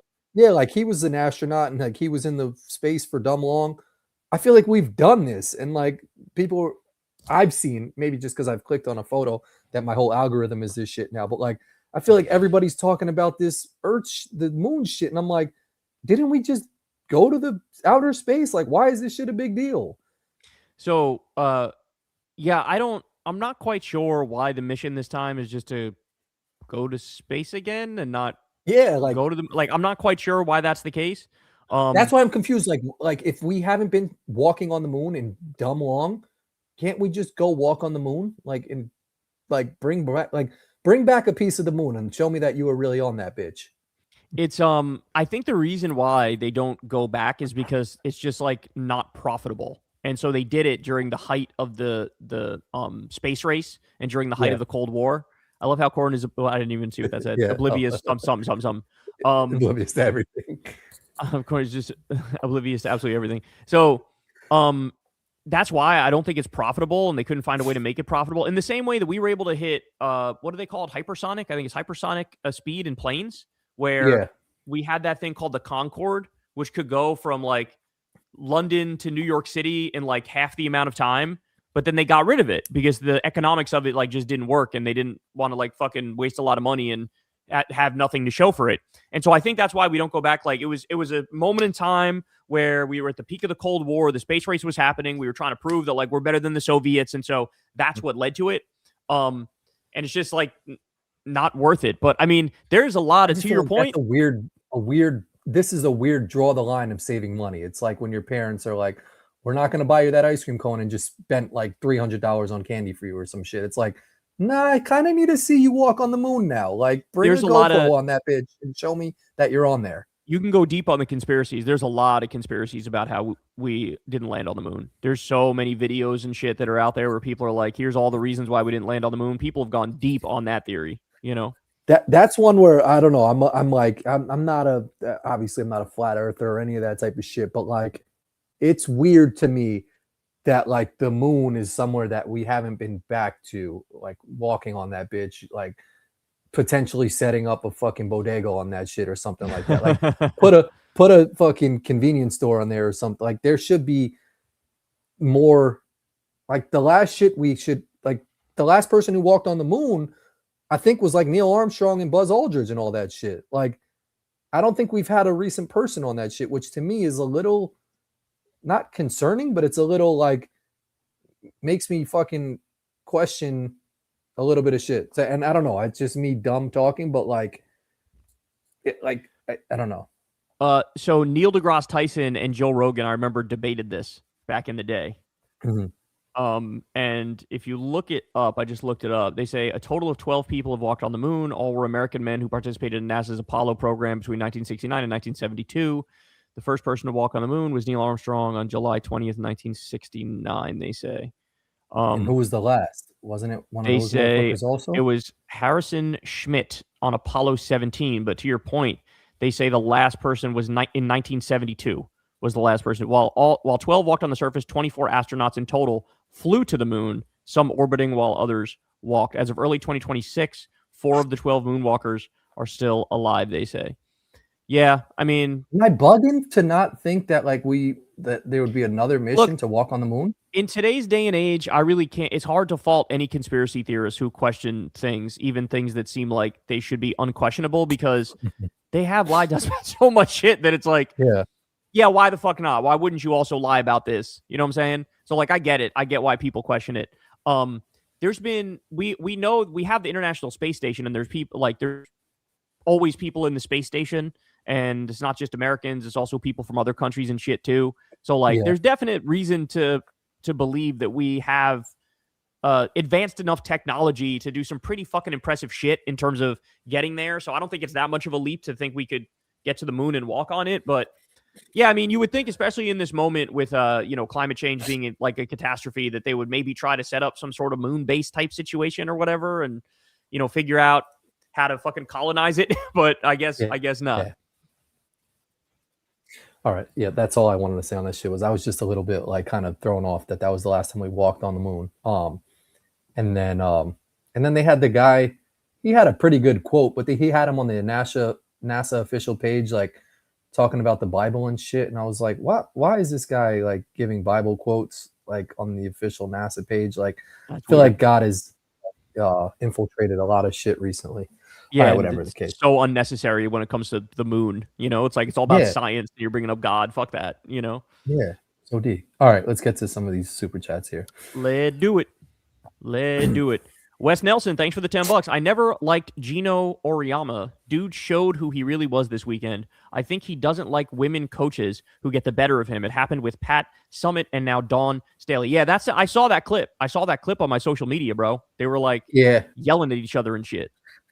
I'm going to give Geno the benefit of the doubt just because I think he's super old school coach. He's like one of the most goated female coaches in history. He's never had any like kind of allegations or situations of shit that has come out against him. I think he got caught up in the heat of the moment. Clearly, there was video of Dawn Staley like going and shaking his hand and every assistant coach's hand before the game. But I think there is some moment prior to even that where like the coaches meet at half court and shake each other's hand. It's probably unnecessary and it's probably like too much shaking hand going on before the game. But I feel like there's old school protocols of like what coaches do before the game, and she might have missed that shit because of whatever reasons. And he got smacked, they lost, and his fucking, the emotions were high, and he let it out right there. And he was wrong to do that. And he admitted he was wrong. But I think people are making a big deal out of this shit. Like, he apologized. He didn't say her name in the apology, but like, I think people are finding this as a reason to kind of like get on him because there's never been anything to get on him about. But I think I think he's taking too much heat for that shit. Like, that's my opinion. I'm sort of tired of grown-ass men acting like babies, and this is another good example 100%. Of that. You know what I'm saying? And I feel like that really is a Trump thing. Like, Trump made it okay for grown men to act like total bitches, you know? Yeah. So, and I respect her a lot because she turned around and said to her assistant coaches, she was like, I think she said something like, I'm going to beat the shit out of Geno, or I'm going to slap the shit out of Geno, or some shit. Like, just on some shit that me or you would say, like, I'm going to beat the shit out of this dude right now. Like, what is he saying? So, yeah. But, yeah, no, I agree with you. Like, every time I see a coach who's supposedly the greatest of all time and won all these championships, and they have these meltdowns on, like, these kids who either leave their school or, like, come on, they don't get enough. It's like, fuck off. Like, how fucking old are you? Come on, so, man. like, this shit was embarrassing for him, but also, like, I think people are finding this as a moment. I don't think it's a black and white issue. I don't think it's a man versus female issue. I think he was just tight, and I don't think she did something that maybe she was supposed to do before the game or some shit like that. Lord of the Viltrumites, thanks for the $5. Read this in Bill Maher's voice. I smoke weed. I'm a classical liberal. I'm an enlightened centrist. Did you know that Gen Z loves Hamas? Okay. Oh, what's her name was just on his show, right? Who? From the Young Turks. Anna was on Bill's show. Oh, his like basement shit. Okay, yeah. His whatever the fuck it's called, Club Random. Yeah, he was on. Yeah. She was on that shit. Yeah, that was a while ago. I think. I just feel like the clips are maybe recirculating. Yeah, Bill Maher's a fucking hack now, right? Absolutely, yeah. And I love. He's one of my favorite to parody with the voice. Karataka, thanks for the $5. Pretty tired of the divorce take, Kyle. Just about every city and every red state votes blue. Throwing us all away is a pretty shit take. Well, agree to disagree, my friend. Agree to disagree. I think I've made my case pretty stridently. So, Wergenman, thanks for the $10. In Hinduism, the idea of there being enlightenment, which coincides with perfection in character, comes out of the idea that you follow your calling until that reality slowly reveals itself to you. That's one of 3. Is it all in a row or no? No, I can't even find 2 or 3. All right, that's all right. Just keep going, and when we get to it, we'll get to it. Yeah. Trent, thanks for the $5. Love ya. I'm in college, and Kyle, your channel made me go back to my old high school and lead a politics group after school. Also, who is Dickie McGee's ex? Dickie McGee's ex is just, I don't know. You know, I mean, everybody's going to credit me for that, and they always will, but I actually think Bobby was the first one to say it. It wasn't me. Really? Yes. A lot of my stuff I've gotten from like you, or like you say buttery. Like you've said a lot of shit that I've incorporated in my show. Bobby said a bunch of shit that I've incorporated. Probably Brian said some shit that I've incorporated. Like, was there a golf pro or something at your driving range or something that was like an old guy that did that? Where Dickie McGee's that come from or something? No, I don't remember. He was just fucking around one day and he was like, I'm Dickie McGee's ex or whatever. And like and then I started using it to mean like, however the fuck I use it. Like when I like, oh, this guy, he's not going to do dick, but I would say like, he's not going to do Dickie McGee's ex. And like, it just became its own thing. So, but I got to give credit to Bobby. I'm pretty sure Bobby said it before I did. And shout out to you, bro. I love that you're leading a politics group. That's awesome. Yeah. Brian, thanks for the $5. The idea of a draft happening makes more sense when you realize they need bodies to create the greater America. Also, same about Tiger Woods. What the fuck? Yeah, the Tiger thing is crazy. Man, man, if they do a draft, I am out this bitch so fucking fast. The whole family will be gone. I'm taking you guys with us too, because you're not going to fucking die in this bullshit, you know? Facts. Not a chance I would fight in this shit. Lord of the Viltrumites, thanks again, man. Would you rather vote for an economic/social progressive who is also a mega Zionist, or a hyper-capitalist who is super anti-Zionist and anti-war? That's a tough one, man. I don't know. I'd have to think about that for a while. Because my instinct is to say, like, my instinct is to just, like, sort of flip a coin almost. Because, like, things I really value cut in both directions. So, I don't know. It's a little tough one to put me on the spot for. Appreciate you, though, man. Thanks, Lord. I Keelanin, thanks for the $5. Hey, can y'all give a shout out to my son Victor? He was born today at 7 pounds 2 ounces. He is officially y'all's youngest fan. Well, that's awesome, man. Okay, congratulations to you. This is a real fan here watching Kyle and Corin on the night that from the hospital your kid was born. That's what's up, man. And shout out to your wife as well. Congratulations. That's really cool. Love that. Yeah, we're talking about mattresses and shit, but respect to you. You're on the fucking couch in the hospital room right now, watching probably on an iPhone or something like that, man. By the way, how old does this make you feel? That we were just talking about how we're upper 30s and a kid was just born. Like that, my mind can't even wrap around that. Like, what do you mean you're just born? That doesn't even make sense. That's not even possible. Bro, yeah, it's the fucking are you old enough to drink sign now? I think I just saw the other day was like something ridiculous. Like 2000 and what? It's if it's 2026 now, so it's got to be like 2005, right? 21, so it's 2005. Yeah. So if you're born in fucking 2005, you're born in 2004, you could drink no problem. That's crazy, bro. I still remember my mom printed out the 1988 one for me, and like that was ages ago. Like, congrats to you and your son, man, and your wife. The Grinch, thanks for the $5. Kyle, if you and Crystal were on the opposite ends of the political spectrum, do you think it would affect your marriage, or does love conquer all? No, she would be the first one to tell you that, of course, we wouldn't be the same people. If she was super right-wing or I was super right-wing, we literally wouldn't be the same people. I would be a different person. I would not be Kyle Kulinski, and she would not be Crystal Ball. So for sure, that would absolutely ruin everything, without a doubt. Like, it's in your politics are part of who you are, you know? Mm-hmm. Like, it's your values. It's how you view the world, how you think the world should function, like what you think is fairness and justice and all that stuff. And if you just totally flip it and all of a sudden she has the politics of like fucking Ted Cruz, I'm not going to fucking fall in love with that. You know what I'm saying? And vice versa. She wouldn't fall in love with me if I had the fucking politics of Ted Cruz. She'd be like, get away from me, you creep. You know? Yeah, I feel like it's rare. There's the guy, the New Orleans guy, right? Him and his wife, aren't they like complete opposites? Oh, yeah. James Carville and whoever his wife is. But yeah, they're opposites. Yeah. I don't know, man. To me, you have to at least agree on like 50% of shit. You got to be in agreement. And it's got to be like, you don't believe in that opposite attract shit? No, I mean, I think it's a thing when you're younger. I think when you're younger, when you're naive, when you're more immature, there is something that's appealing to you about like a total opposite kind of personality and approach to life, because you feel like, oh my God, they have something I don't. And like you see something in them that you like, that you wish you could emulate. But as you get older, I believe more in the old school idea of like, you got to marry your best friend. You have to be like physically attracted to your significant other, but you also need to genuinely share values. Share out. Me and Crystal share not only just like political values, we share an outlook on like how to raise kids and what's the right way to approach like a variety of situations. We just are very in line with stuff like that. And it makes the marriage obviously super smooth because there's no real big points of contention, you know? Yeah, it's deep. That's good shit.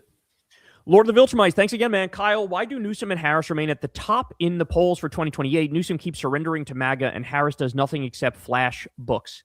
I literally think it's just name recognition, bro. I really think it's just name recognition that when people think of like, hey, who are the leaders in the Democratic Party? I mean, some people might say Barack Obama because he was like, you know, the last big successful Democratic president. Obviously, Biden's not included because he's like really, really, really old. But if they're not saying Obama, they're saying Newsom or they're saying Kamala because those are like the two biggest name Democrats in the country. But having said that, I'm not as convinced as a lot of people that like, oh, they have no chance in 2028. I kind of think they do. I think Newsom and Kamala kind of have a chance. But I mean, we have our work cut out for us. Like, it's an uphill battle to get name recognition and to get like the ideas out there that we want to get out there. But I do think it's as simple as name recognition, though, because I think the same people who are saying they would support Newsom or Kamala, if you actually ask them on the specific issues, they want somebody who's more like AOC than them. You know what I'm saying? Facts. Thanks, Lord of Viltruins. Wergenman, thanks for the $10. You came to the conclusion that the evil genius idea is fake. Imagine a historian getting so deep into history, they realize that's true. A psychologist realizes that through experience with patients. Yeah. I mean, that's something I've been talking a lot about, that like, it's a total like Hollywood creation, this idea of the evil genius. Like they're actually really super duper smart, but they're evil. No, it turns out that the most evil people are also just the stupidest people. And usually like more educated and knowledgeable and intelligent you are, the more fucking kind-hearted you are and the more empathetic you are. As you learn more, you realize like, hey, I'm all these other people are just as important as I am. You know what I'm saying? So like, there is no evil genius. It's not a thing. They're all idiots, Facts. Thanks, Shout out to you, bro. Benton Xavier, thanks for the $5. Hey guys, have you played the Countries of the World game on Sporkle? Name as many countries as you can in 15 minutes. Love to see your score. I never have played that game, but I kind of was just making fun of Destiny a little while ago because he went after Hassan over some shit like, oh, look, he didn't even know what the Western Wall was. And apparently that's not even totally true. But anyway, and it's like, dude, you didn't even know who fucking Erdogan was. What are you talking about? Like, he didn't know some very basic shit. And in that same video was a thing about how many countries can you name around the world? And he apparently, didn't do too great on that either. Yeah, I feel like if you were to put me on the spot with a timer, I would like freeze up and like name like fucking -17. But like, if in everyday life, like shit comes up, like a flag is somewhere, I'm like, oh, that's wherever. Or like someone names something, I'm like, okay, I've heard of that or I know that. But like, if you gave me some basic shit, like just a blank world map, I like would put like just USA on that bitch and not know. Yeah, I feel like most people, myself included, I'd be good at getting like the general area of where some countries are. But once you get to the specifics, no, you have to study to like know this goes here, this goes here, this goes here. So that wasn't even my big beef with Destiny on the shit that I tweeted. My big beef was like talking about politics, he didn't know who Erdogan or Assad was. And it's like, man, you can't, if you're talking politics and you don't know that, like that's rough. That's bad. Yeah. Yeah. But shout out to you, Benton. Appreciate you. Lord of the Viltrumites, thanks for the $5. Prediction: Trump is just as likely to be alive by 2029 as he will also. How would Michael Brooks react to his boy Plattner running for Senate? I actually think I don't like doing this because, he's not here to speak for himself. But my guess is I think he would ride hard for Plattner. I think he would support Plattner big time. And you're saying Trump is just as likely to be alive by 2029 as he will not be. I don't know what the what do they call those things? Actuarial tables. I don't know what they would say, but there's like definitely statistics on that. And I don't know. Maybe you're right. Maybe you're given like what the actual actuarial statistics are. But I think was he not going to be at Walter Reed the other day? No, I don't think he was. I think that was a rumor. They were saying, this roads were shut down. That turned out not to be true. But it was true. He didn't go to 3 like different church events he was supposed to go to. But he did sneak and go play golf on Easter Sunday. So he was doing that. I do think he's having these, at the beginning of every month, he has these medical procedures. I think that's when he gets the injection of whatever into his hands. I think it's the anti-Alzheimer's drug. But it wasn't like, people made it seem like it was like, like a fatal fucking thing that he was dealing with, and it just wasn't.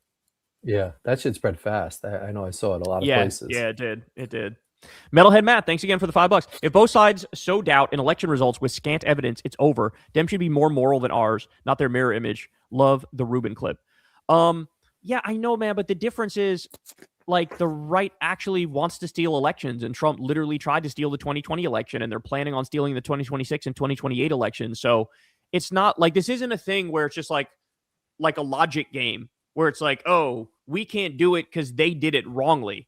But like, we're right when we say there's reason to fear they're stealing elections. Like I said, we know Trump tried to steal the 2020 election, and he's already floated like 7 different theories on stealing 2026 and 2028. So no, we should be challenging elections where there's evidence that it's not on the up and up. And unfortunately, I think it's going to be very common moving forward that like you can't trust these Republicans with this stuff, where you can trust Democrats to give you the proper results and tell you what actually, like, every Democrat has fucking conceded gracefully, and Trump has started this trend of Republicans not doing it. So I do think it's a little bit of a false equivalence there, but I appreciate you anyway, bro. Thanks, Matt. We Paustian, thanks for the $5. Has your take on Americans being stupid changed? Also, do you think we live in a simulation? Yes, my take on Americans being stupid has changed to a little bit. Yeah. I always made the argument that like we're ignorant. We're not stupid. Like we just don't know a lot of historical facts, but we're not stupid. I've now amended that to like about half the country is stupid. About half the country is really fucking stupid. And they're all right wing. And do we live in a simulation? I think it's a very distinct possibility that we do. I for sure it's possible. So what does that mean? Like like we're not like real? Okay, the argument goes something like this. If you have an advanced society, one of the things they'll do at an advanced state is they'll like try to create a sort of simulation with living things, right? Mm-hmm. Like they'll have the technology to create like a virtual reality with a whole bunch of living characters. Ooh. And so the statistical chance that we're not that and we're just organic is very low. Like there would be some society that did a simulation thing, and we're living in one of those simulations right now, right? So like in the same way that we have computer programs and our computer programs are running 24/7, and like we're basically like a computer program of somebody else who birthed us, right? And so it's definitely possible. And you know, weird things happen all the time where you're like, how is that? How this can't be like the real world? You know what I'm saying? Mm-hmm. So I definitely think it's possible, but you know, I don't know how we'd prove that verifiably. Like I don't know how we can like conclusively say it. It's just like a hunch, you know? Mm-hmm. Yeah, I agree with that. Worgenman, thanks again, man. The more you follow your path / interest / passion, the more that reality gets revealed until you realize that the reality of everything is pure, complete love. In Hinduism, reincarnate until you get that. That's pretty deep. I fuck with that. That's a good ass point. And I think he's still got one more coming too. Dominic Delordo, thanks for the $5. De Niro or Pacino? That's a good ass question, bro. That's a good ass question. I guess I'll go De Niro. I think I'll go De Niro, but just because he's got good politics. But in terms of like acting ability, I think they're like dead tied, if I'm being honest. Yeah, like the same person. Worgenman, here we go. Thanks for the $10. In the Tao Te Ching, holy book in the religion of Taoism, where the yin-yang symbol comes from, it says, there is much lost in gaining. There is much gained in losing, like with green energy because of Iran. Yeah, that's true. Yep, that's true. And I know that Paul's ego, for example, is into Taoism or however you say it. And he's like a secular atheist type guy, but he found it very useful in his life following that religion. And so he's a smart guy. I respect that. I'm sure that if I had to pick a religion to vibe with, it probably would be something like that. Same. Yeah. Thanks, Workman. T-Lane, thanks for the $10. If a black friend gave you the pass, would you say it even just with them with an A or not R? I made one for my girl's birthday. I signed it, framed it, got it notarized, and she won't when it's just us. Bro, that's crazy. That's like that's crazy, dog. He made it. He made a. You trying to force your girlfriend to say the N-word? That's crazy. So my answer is no. Shout out to her for not saying it, because like that's I don't know. It's stupid. My answer is no, but that's me now. I obviously, as everybody knows, and as I've copped to, and you know, Corin will tell you too. When we were in high school, it was everybody said it. None of us ever said ER, but all of us always said A at the end, nonstop, all the time. That's just how we talk to each other. And that's why I still have old tweets where that shit is up. I refuse to delete any old tweets because that's who I was at the time, and people have a right to know who the fuck I was at every stage in my life if I'm a public figure. So I just leave them bitches up. But I will cop to having in the past, always growing up in New Rochelle, New York with the friend group, we would always fire that shit off like nobody's business. But now being grown as fuck, like, nah, I wouldn't do it now. But I'll take pride with my family watching. George, if anybody's watching, I feel like I don't ever said the word. So don't come at me, because I think I took pride in not saying A or R in that bitch. Yeah, facts. But anyway, I think you're kind of wilding here when you say you gave her a pass and framed it and said say it. Like, that's wild, dog. Don't do that. That's crazy. Staffer, thanks for the $5. How did you feel about Senator Ted Kennedy considering his opposition to the Bush agenda?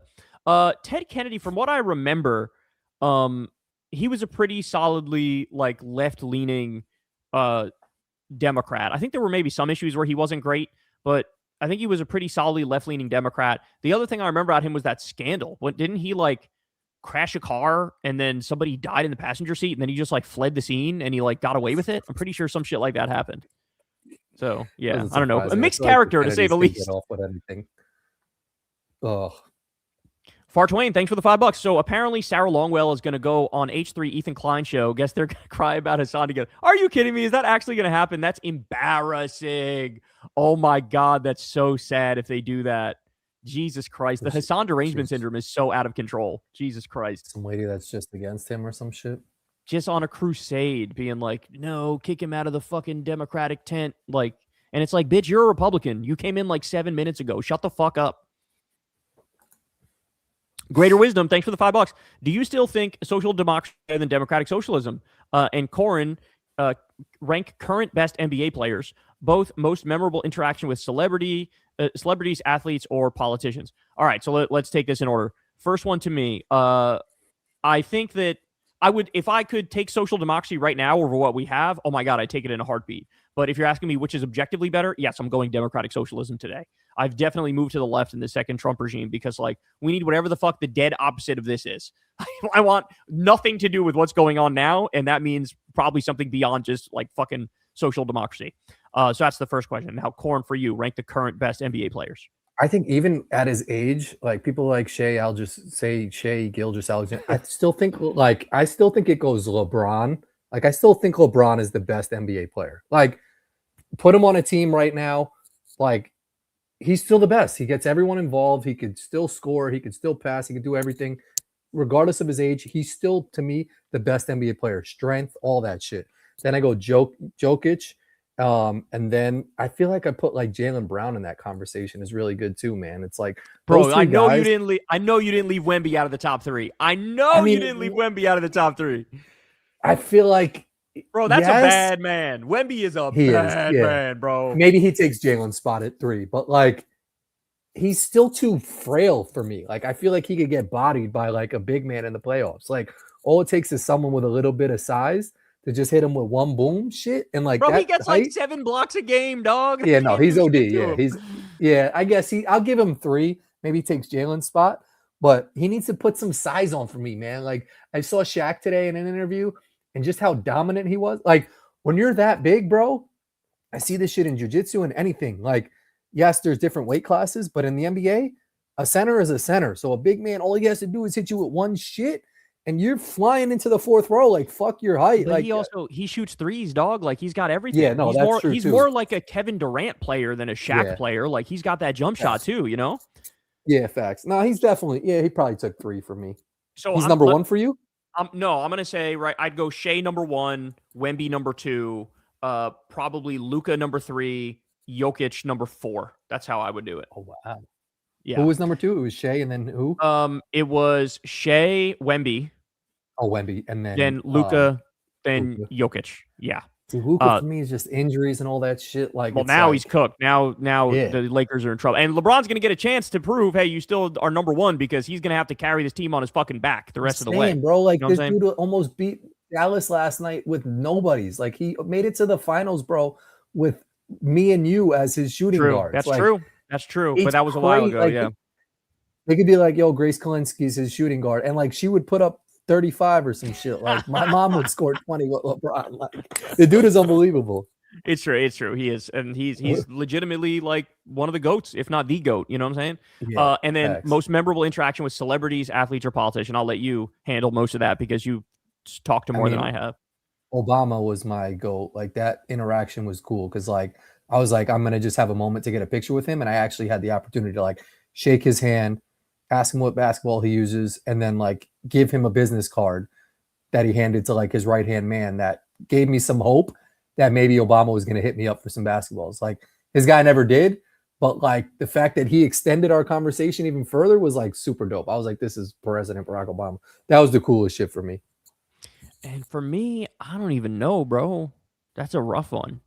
Any golf? Like, I mean, seeing Tiger in person was cool. I saw Tiger in person. Yeah. I was surprised by how I was taller than him even when I was like 14. That's kind of crazy. Yeah. I mean, you know, they have him listed like 6'2", and it's like, no, he's not. He's like 5'10", something like that. But yeah, I can't really think of anything else right now. I mean, obviously I've met all sorts of political type people. I guess Bernie, I'd probably throw Bernie in there. We had a meeting with Bernie. That was great. I interviewed Bernie once, and then me and Crystal had an in-person meeting with him a few years ago. And cool. Yeah, he's who he is, man. Like, he's same shit behind the scenes. He's giving the same fucking speech and just a conversation to us. Like, so that was pretty cool to see. He's really about that shit, you know? That's one guy I've always wanted to meet. Is Bernie, and then also Jim Carrey is another one that Yeah, I'd like to you're a meet big him. Jim Carrey fan. Yeah. Yeah. He's got some good Thanks ass so movies. great. Thank you. SC Truth, thanks for the $5. Rest in peace. Our secular talk looks like Reddit banned the mods and took it over. Speculation is we were too anti-genocide and pro-Luigi. I loved that sub. Yeah, the whole pro-Luigi thing could get you guys axed for sure. Got to be careful. There's also a lot of feds out there, I'm sure, trying to infiltrate communities like that one. You know what I'm saying? So it's a shame, but I guess it is what it is. Rest in peace, the secular talk Reddit. Did you see the clip of the guy who plays Luigi in the Super Mario Brother? And they were like, "Who's your favorite Luigi?" And he was like, "Luigi Mangione." I didn't see that, but that's fucking hilarious. He took some heat. The guy from It's Always Sunny in Philadelphia, I think, plays his That's voice. funny. Or some shit. Yeah. Lil of all trades, shout out to Lilith. Hey guys, can I get a shout out, Kyle? Yes, you can, Lilith. And she actually just told me earlier today that she's got a new bunch of shows coming out. So shout out, Lil. Yeah, so at Lil of all trades, as you can see, is her handle. And she said to me that her new show is called Candle in the Chaos, and they're covering Christian nationalist issues and the rise of that. And I highly recommend everybody go check out. She actually sent me the video earlier today. And drop the channel name, Lil. Yeah, Lil of all trades is the name of the channel, but they just released a video, and it's titled "Candle in the Chaos: History of Christian Nationalism," and with ambushed apostate. And everybody should definitely go take a look at that. It's 26 minutes long. I got it pulled up on my computer. I haven't watched it yet because she sent it like 5 minutes before I came on air here, but I'm definitely going to check it out. So Lilith shout out, is a real one. She's an OG. Show her some love if you can, guys. Wes Nelson, thanks for the $10. Imagine pouring your heart out to your friend about the world going crazy just for him to tell you to get off antidepressants and hang out at the mothership, the Joe Rogan experience. Yeah, man, he's cooked. I mean, he's like a little billionaire cuck boy. That's what he is. He's friends with Peter Thiel, so he doesn't want anybody to criticize Palantir. You know, he's friends with Trump, so he's got to soft pedal the Trump criticisms. He's cooked. He's cooked. He's part of that Epstein class. It is what it is, you know? Here's Lil's stuff for anybody that wants to. It's at Lil of all trades and at ambushed apostate. So everybody go check that video out. I got it pulled up, literally one of my tabs right here. I'm gonna go check it out later today. Thanks, Lil. Metalhead Matt, thanks for the $5. Renewables require storage batteries, which need raw materials, the extraction of which is environmentally destructive, as is disposal. Solutions?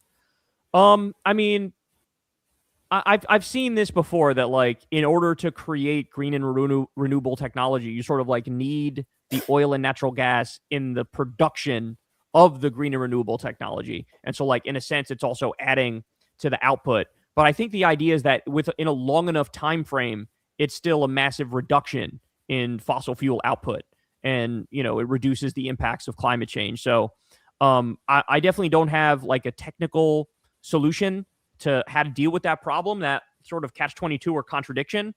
But I would just reassure everybody that while initially it may require like, you know, oil and gas and stuff in order to create the technologies, in the long run is still probably better off and will to fewer emissions. And yeah, the lithium battery thing, it's, you know, it's a whole nother can of worms where like a lot of developing countries have the lithium materials, and it's like Elon Musk wants to go in there and fucking overthrow them and steal it. But, you know, I say you should pay them fairly and make a deal to like extract some of it. So there's always going to be issues with just human beings and how you divvy up resources, but it's still a much better path to go down compared to oil and gas. So that's how I'd answer Thanks that. for having that. Simulation Syndrome, thanks for the $5. What do you think comes after Trump? We know the day is coming. Vance doesn't have the sauce, but the rot/stupidity of MAGA isn't just going to vanish. I think what's going to happen is they're going to become more overtly Christian nationalist. I think that's what's going to happen. It's going to be more overtly Christian nationalist. You're already starting to see like the beginning shapes of that. I think it'll still be like white nationalist in its character.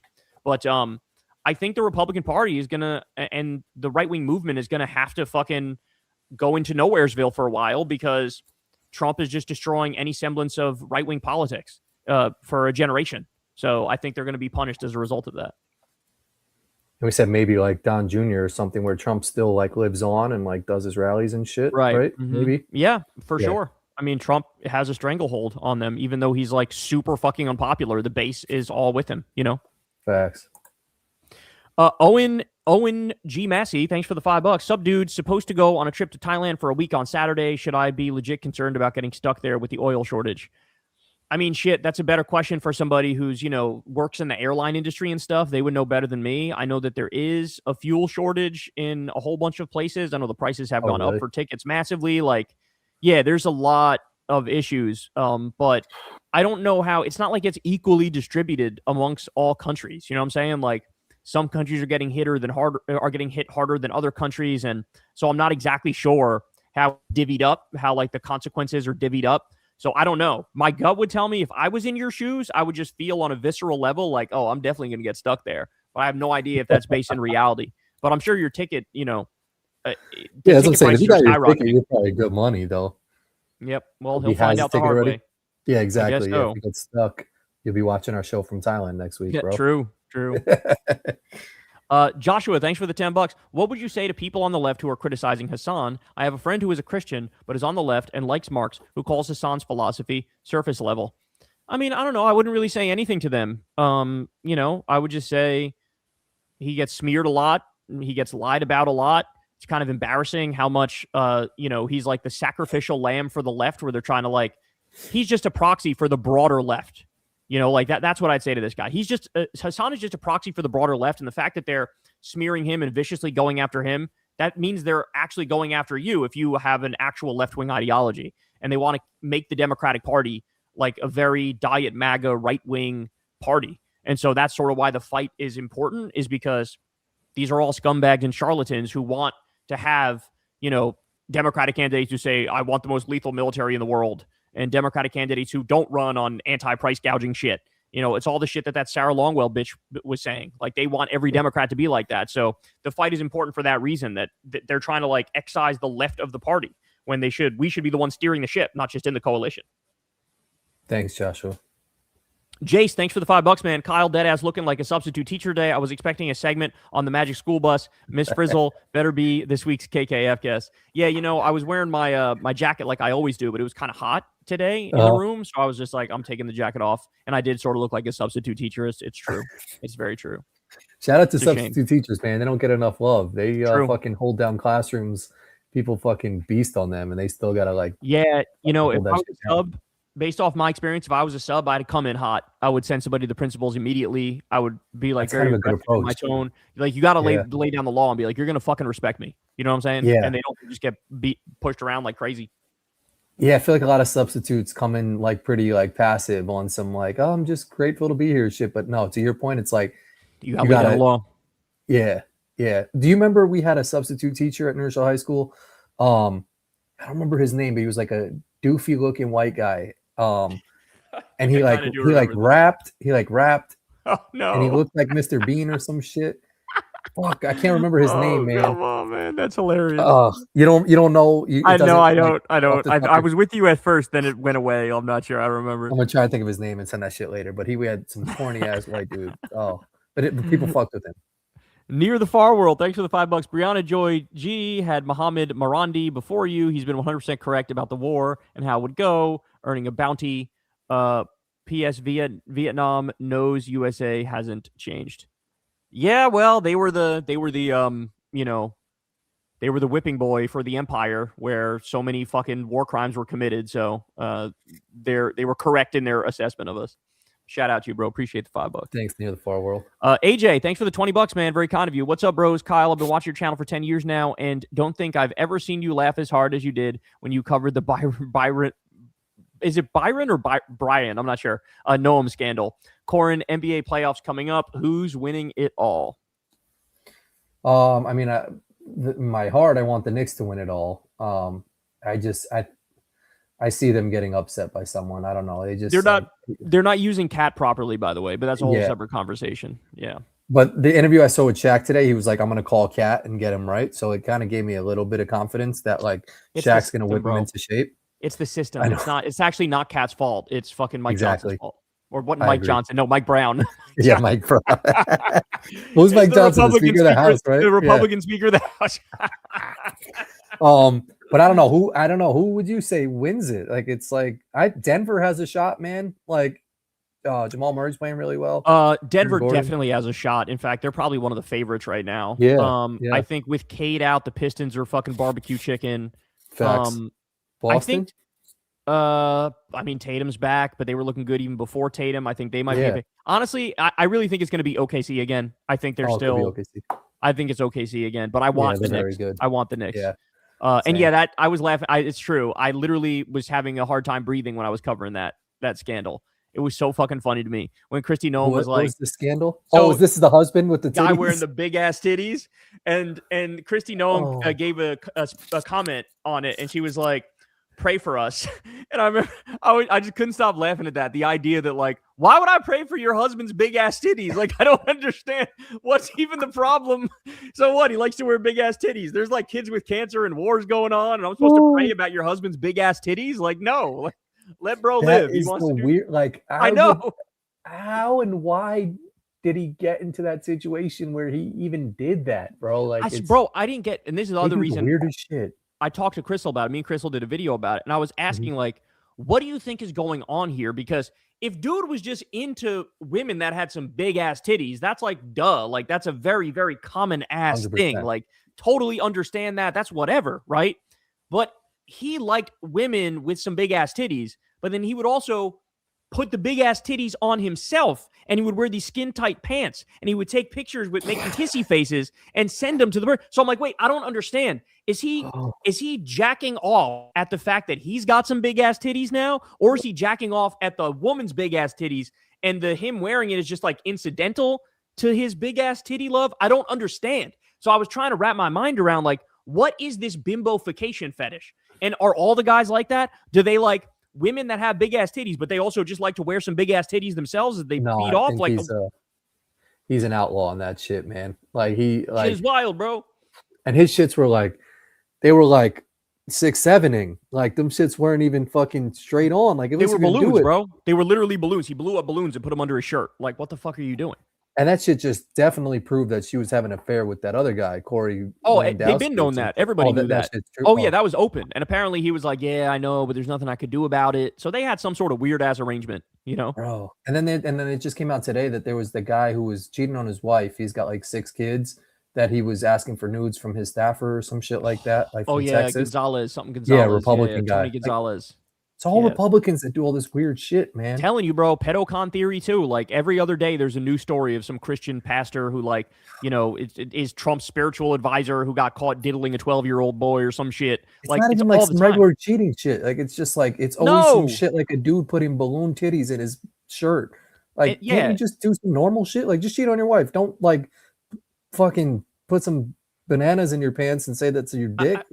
And the funny thing is, they make like, you know, flaming lefties like me and Crystal. We look like the most American apple pie ass motherfuckers on the planet because we got some regular ass stuff. Like, and they're these people just doing all sorts of weird ass shit, and they're the ones who pretend like, oh, we're all about family, we're all about, like, shut the fuck up. No, you're all a bunch of freaks, you know, super freaks. Metalholic, thanks for the $5. I just realized Trump and Steven Seagal have the exact same personality. Yeah, that's true, except one person is doing a hell of a lot more damage. Appreciate you, man. Thanks for the $5. CM Blues, thanks for the $20. Very kind of you. The World Cup is going to be a complete disaster with ice. Plus, I already had to see him up there on stage with my favorite soccer team last summer. Will he do that shit again with some random team, President 5-year-old? Abso-fucking-lutely he will. And I agree with you. I think it's going to be an absolute catastrophe. I think there's going to be a bunch of horror stories that come out of this thing. In a world that made sense, they would pull this shit out of the U.S. immediately, bro. Like, there would be no international event here at all because ice is totally out of control. I just looked, actually. Someone was saying that Airbnb is like paying crazy money to put your house up if you're in like a hour, you know, thing of like MetLife Stadium. I looked at that shit, bro. Like, I might actually do that shit. Is there one near you? Is there one near you? Yeah, MetLife is 30 minutes from me. So, like, oh shit, okay. Yeah, I might go upstate for a week and put my house on that shit. How much they trying to give you? How much they trying to give you? They were saying you could get like fucking $25 to like $3,000. Like, it was like $3,500 for 3 nights or some shit like that. Like some crazy shit or something like that. Yeah, it was a lot. Crazy. I was like, I would do that shit. Shocked Guy, thanks for the $5. Did you hear about every mod on Our Secular Talk getting banned? I was a top 1% poster, and I still have not been able to post anything since. Well, somebody just mentioned it. Yeah, I did not. I wasn't aware of it. I had no idea until right now. So I don't know, man. It sucks for They you said guys. it might have gotten banned because of someone was saying Luigi Mangione Luigi shit or posting. something. I think it was Luigi posting is what they said. I don't know. Well, they said it might have also been because of Iran war stuff. I'm not sure. But yeah, that sucks, man. Look, I don't know what to tell you guys except that if you're in one of the secular talk communities, be fucking smart. You know what I'm saying? Like, be intelligent. Because I'm actually concerned about, like, Fed infiltration. And I wouldn't be surprised if somebody infiltrated as a Fed and said some wild-ass shit just so that the whole thing could get banned. You know? So, like, and that's why shout out to Lilith. She's the moderator over at the Secular Talk Discord, and I support her 100% in all her decisions because she's got to keep that community an actual community and prevent any fucking yahoos or feds or mentally deranged people from going in there and ruining it for everybody. So, yeah, it's a real shame. I hope you guys can get that back. It sucks that. All it takes is one fucking fuckboy to fuck that shit up. Yeah, and by the way, I didn't know, like, my understanding is that still at this late date, my own Secular Talk Reddit was still like a fan of me. That's cool because I know that everybody else's turns on them at some point. Everybody, like Rogan's fucking Reddit was like all people hating on him for the past. Well, he's like, a bozo. I mean, you're a real one, G. But no, I know, but it's still a thing where people just turn on you in your own shit. But anyway, true. Shout out to Larson. Thanks for the $5. Kyle, if Trump doesn't make it to the midterms or 2028, do the Republicans still try to steal the elections, or would they be too lost/chaotic without him? Well, I think they're still a little too lost and chaotic even with him. But yes, once he's no longer there, I mean, I do feel like that really, really lessens the chance of them being able to pull off some wild ass shit. I really think he really is like a singular demonic entity. Not to say that the other Republicans aren't evil, they are, but he's like Satan. They're like demons. You know what I'm saying? He's like the ultimate evil purveyor. So yeah, I think that if he were to pass away, that it absolutely would make it the case so that they would be much less likely to even try to steal it, but certainly like successfully be able to pull it off. Or like, you know him, he'll go on Twitter and say it's fraudulent, seize the ballots, and then you never know, ICE can go and seize them, and it's like we're fucked, you know. So yeah, I think we'd be a lot better off. Facts, agreed. QC man, thanks for the $5. If Tiger is ever in contention for winning a senior PGA major, that'll easily be the highest rated senior event ever. Oh, no doubt. And by the 100%. Way, I think the senior tour they know that, like, oh shit, we got an opportunity here where we could actually become profitable. Because up to this point, the Champions Tour is funded by the PGA Tour. And so this would be like, it would actually be self-sustaining because a lot of money would flow into it because he just brings so many eyeballs, you know? Yeah. Even, I mean, I try to watch that TGL thing, man. I don't know. I couldn't really get into it, but like when he was participating, I was like, I'll watch it a little bit. But like outside of that, I don't. I thought the concept was a little strange. I don't know, like to just hit the shit and then they're just putting. Did you like it? Did you watch any of it? I watched it maybe like 4 or 5 times. It's cool. Like I got nothing against it, but obviously regular golf is just more fun for me to watch. But I will say playing that kind of simulator golf is amazingly fun. It is so much fun to play that shit. There's this place called X Golf by us, and it's the indoor golf shit, and it's so much fun, and the kids love it. Like it's a good time. Yeah, I've always had trouble hitting it into the simulation screen because I'm always like, I don't feel like I don't hit the same as like out in the open, you know, like. Yeah, well, it's good to have like a big area where you know you're not going to hit anything, then you can free you up a little bit, you know. Yeah. I mean, we were hitting. Rogan had the thing in his studio. Yes, and Jamie was hitting it, and then he had the new fucking Tesla truck on the side, and I like you took a couple hacks. I was like, I don't know how you do that shit because like the truck is back here and the screen is here, but somehow I'd hit the ball and it'd crack his windshield or some shit. So like, respect to you for having that accuracy, bro. It's possible. Joshua Loves Art, thanks for the $10. Also, what would you say to Emily Wilson, the woman who Dean Withers debated, who calls blue cities like Los Angeles shitholes, and cited how the top 2 candidates for governor in California are GOP? What would I say to her in what respect? I don't respect that woman at all. I think she's like a total fucking idiot. And if they're shitholes, I mean, why is it that the blue cities like carry the weight for the entire country? It's the blue cities that like, you know, add the most to GDP, pay the most in taxes, basically uplift all like the rural red communities. And so like they're doing all the heavy lifting, so they could shit on them as much as they want, but like that's where it's at. That's where most people want to live, is in like a big, nice blue city. And the most fact job that opportunities and shit. absolutely, and the fact that the two candidates for governor are GOP just means that there's way too many Democrats that are still in the race. Like there's just too many, and they got to drop out. Any Democrat that's not in double digits should drop out. So basically, every Democrat that's not fucking Tom Steyer and Eric Swalwell should immediately drop out because they're just not. It's not going to happen. Even fucking Katie Porter, who I once liked, it's not happening. So just drop out, and then you'd have. If that was the scenario, you would end up having in the jungle primary, it would end up coming down to Swalwell and Steyer, and it wouldn't be any of the Republicans. So yeah, it's just a math problem with way too many Democrats running. That's what that means. Near the Far World, thanks for the $5. Imagine a world where Schumer was primaried by AOC and Zoran didn't do to Aussie what Obama did to Bernie. Imagine actual opposition of the death of law. It's possible AOC primary Schumer. I think it's more likely she runs for president, though, if I'm being honest. I feel like the signs are pointing in that direction. And Zoran, I understand why he shivved Jeffrey's opponent, because it ended up working to like get some buy-in from the establishment Democrats for his agenda. And, you know, he's successfully going to be able to freeze the rent. He's successfully going to be able to get universal child care through Hochul. Apparently what happened was Hochul said, if you want my support for these things, you cannot support primaries against even Jeffries, New York Democrats, right? And so he was like, all right, handshake deal. And it was a handshake deal, or, you know, a backroom deal.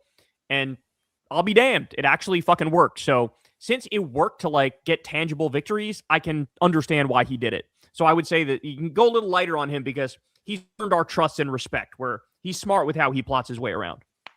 Thanks. Near the Far World. Scheistermeister, thanks for the $5. Kyle, I recently learned about Leahy, a Zionist group that sought to ally with Mustache Man to fight the British. It all makes sense. Oh yeah, you didn't know about this? I'm pronouncing it wrong. It's not Leahy, there's I forget. But I also learned about that as well, that there were some hardcore Zionist groups that wanted to partner with Hitler because they thought it's good that Hitler is, if he were to expel Jews, it'd be good because then they'll come to Israel. So we'll actually make a deal with him. Yeah, I learned that as well. It's very disturbing. Shocked Guy, thanks for the $5. Ghost face slasher villains are hunting you guys in public for 24 hours. No guns, but any physical weapon is available. What's your guys' survival plan? Ghost face slasher villains are hunting us in public for 24 hours. No guns, bro, but any physical weapon. What's a physical weapon by me? Probably a bat, right? Wouldn't a bat be the best thing? Yeah, probably. Or I'll use this Walcott Frazier bobblehead. Or you know what? Maybe like a compound bow. You know, a golf club would be good too. You can kind of just whack the shit out of someone. You got a lot of golf clubs. I think I'd prefer a baseball bat though, just because it's like meteor. Yeah, more. You know what I'm saying? Yeah, I guess so. Yeah. So anyway, I would have a bat, and then I agree with Corin. The more you stay in constant motion, the better off you are. For that 24 hours, you just got to keep traveling nonstop. You know, that's all. Facts. Sentinel Kevin, thanks for the $20. Here's 20 McGeezax Corin. Shout out to you, bro. Kyle, tell all those Plattner and Hassan haters to condemn D's nuts from the back. Totally agree. Totally agree. Perfect super chat right there. Yep. Sentinel Kevin. Thank you, bro. Appreciate you. Check you later. Thanks for the $5. Open the fucking straight, Kyle. Hope you gents had a good Easter weekend. Well, like I said, it's very bizarre living in these moments because, like, obviously, the country's falling apart. Obviously, we're on the brink of fucking depression. Obviously, we're basically in World War III, and Trump is committing war crimes on a daily basis, and he's, like, literally demented and going insane. But, like, you know, you get your victories where you can, and, like, the weather's fucking phenomenal, and the Masters is happening this week, and it's this weird tale of two worlds that we live in, where, like, everything sucks, and we're on the brink of disaster, and also, yay, the Masters. It's very strange, bro. It's very strange. Yeah, that open the fucking straight thing was crazy. Like he'll have that crazy, tweet, man. And then next shit could just be like, "Happy Easter, everybody!" Like it's like so crazy. It's so fucking bipolar. Crazy. I hate this guy so much. Staffer 8, thanks for the $5. Are the American people not to blame as much as politicians? They don't do their research and vote for terrible people like Bush 04 and Trump 24. I mean, yeah, I think that's a fair point. I think in the past I would have, maybe not agreed with that because I think those same people, if you talk to them and go issue for issue, they're more reasonable than what their voting decisions would indicate. However, I'm just fed up with like overlooking the voting decisions. Like, no, yeah, fuck you if you if you voted the wrong way. You know what I'm saying? So like, yeah, that goes back to what we were talking about earlier. Am I harsher on the American people now than I was in the past? Yes. And I feel like about half this country is just fucking stupid. And those people who voted that way, fucking stupid. Welcome. So yeah. Thanks, Stafford. Chelsea Williams, thanks for the $10. Hi, Kyle and Corin. Kyle, have you seen Indy Niles' latest video? He features Mo Al-Turk, a young man in Gaza fighting to survive. Mo shouted you out and appreciates your coverage of Palestine. Are you kidding me, man? That is fucking amazing. Hold up. I gotta type this in because damn, you're gonna make me almost felt myself tear up a little bit there when you said that. There's actually a person who's in Gaza that said that Molly said sent an email that was basically saying like he's in Gaza and wanted to like interview me or some shit. And I was like, what the fuck am I going to talk to him about? But like, that's respect. It's not a fucking crazy, good spot to be living right now. So if you're fighting and surviving, keep doing that, man. Yeah, for real. So anyway, thank you for sharing that. I appreciate it, Chelsea. And I'm definitely going to take a look at it. And we appreciate the $10 too. Yeah. Damn, that got me emotional, man. T-Lane, thanks for the $5. Kyle, while Bill Maher is the only Bernie to Klobuchar voter, is Cory Booker the only vegan who is pro-genocide and pro-apartheid? Yes, that's a great point. I don't even think I really knew that Cory Booker was vegan because I got to be honest, not looking the most svelte, you know, like little bit chunky going on. Yeah, there. I mean, I said that to Molly. Like, we know a lot of vegans that like still are kind of overweight, and it's like, how is that possible? How is that possible? Yeah, I don't understand that at all. But yeah, I mean, to your point, absolutely. I would imagine like every single vegan is anti-genocide except him. So it's fucking crazy. Thanks, T-Lane again. Become Numa, thanks for the $5. The U.S. military is a paper tiger due to the privatized military-industrial complex. Correct. China's PLA would easily win a conventional war against the U.S. Become Numa, I think that's 1,000% correct. And me and Crystal have literally talked about that off air, where we said the same thing. Like, our military is literally just a slush fund for the Epstein class, where like they literally steal the money. Like, we can't account for 63% of the Pentagon's money. They're stealing the money, and the shit that they're building is for like 1970 style warfare. We're cooked. Like, basically the entire military industrial complex was a scam like everything else in this country. And we're just waking up to it now because we're getting our cheeks clapped by a country that has a $10 billion military. So like, I mean, you're right. You're 100% right. I couldn't agree more. And China's studying all of our fucking failures in this war, and they're adjusting even further. So if the day ever comes, they would fucking obliterate us. So yeah, it's pathetic. Southeast Coys, thanks for the $10. Nerd moment. I recommend you watch Andor. You don't really have to know much about Star Wars to appreciate the relatable message of genocide and organizing against fascism. Better than Game of Thrones and only 2 seasons. Me and Crystal actually started that. For real? Yeah, it was like almost like a year and a half or 2 years ago. And I don't know why we stopped, but I think it was like we watched it during a break and got through a number of episodes, and then we just like didn't ever go back to it. But we should pick it up because I remember it being like, it's very leftist in its messaging. So it's, it's a pretty solid show. But shout out to you, Southeast. Appreciate you, man. Thanks, Southeast boys. Mark Crosby, thanks for the $20. Kyle, with everything going on in the world, this could be the most important question of the evening. How do I stop chunking my irons? Corin, did you never have an Italian beef sandwich when you lived in Chicago? Goated Sando. I have had an Italian beef sandwich. I don't think I've ever been to like a genuine spot, but I used to get it from Portillo's, which is like kind of the chain place. But Portillo's Italian beef sandwich is next level, still banging. But I would like to try if there's like an authentic spot that you know of that's like kind of in the cut. Type in the chat because next time I'm in Chicago, I'll check this shit out. But Italian beef sandwiches are goated. And what I would say to you is the way to stop chunking your irons, a nice feel that I like to have to not chunk irons, is try to feel like your right shoulder stays high through the golf swing. So like if you're set up like this, right? And you go back on the downswing, try to feel like that right shoulder stays up. Don't let it go like that. Don't let it dip down. Make it stay like up like that when you go into the ball. That's what I would say. That feel has helped me quite a bit, where you just seem to have like a better sense of like, I'm not going to try to go down and get the ball. I'm just going to let the ball get in the way of the swing. You know what I'm saying? Shout out, Mark. Appreciate you. Good luck out there, Mark. Robe Life, thanks for the $5, man. Did we learn nothing from Vietnam when they had an entire underground network of tunnels to fight off the U.S.? Oh, wait, Trump dodged that war. Exactly right. And he never fucking learned about it, never read about it, never gave a shit about it. And so that guerrilla style asymmetrical warfare is kicking our ass yet again. Thank you, bro. Appreciate the $5, Thanks, man. Robe Life. Death metal in your face. Thank you for the $5. I don't know how any independent can vote Republican again. Dems might give us crumbs, but Repubs give us nothing and then some. 100 trillion zillion percent correct. There's just no way around that. And I think that's actually going to happen, bro. Like the last poll I saw was Trump was polling at 24% with independents, which might be close to like a like historical low of all time in America.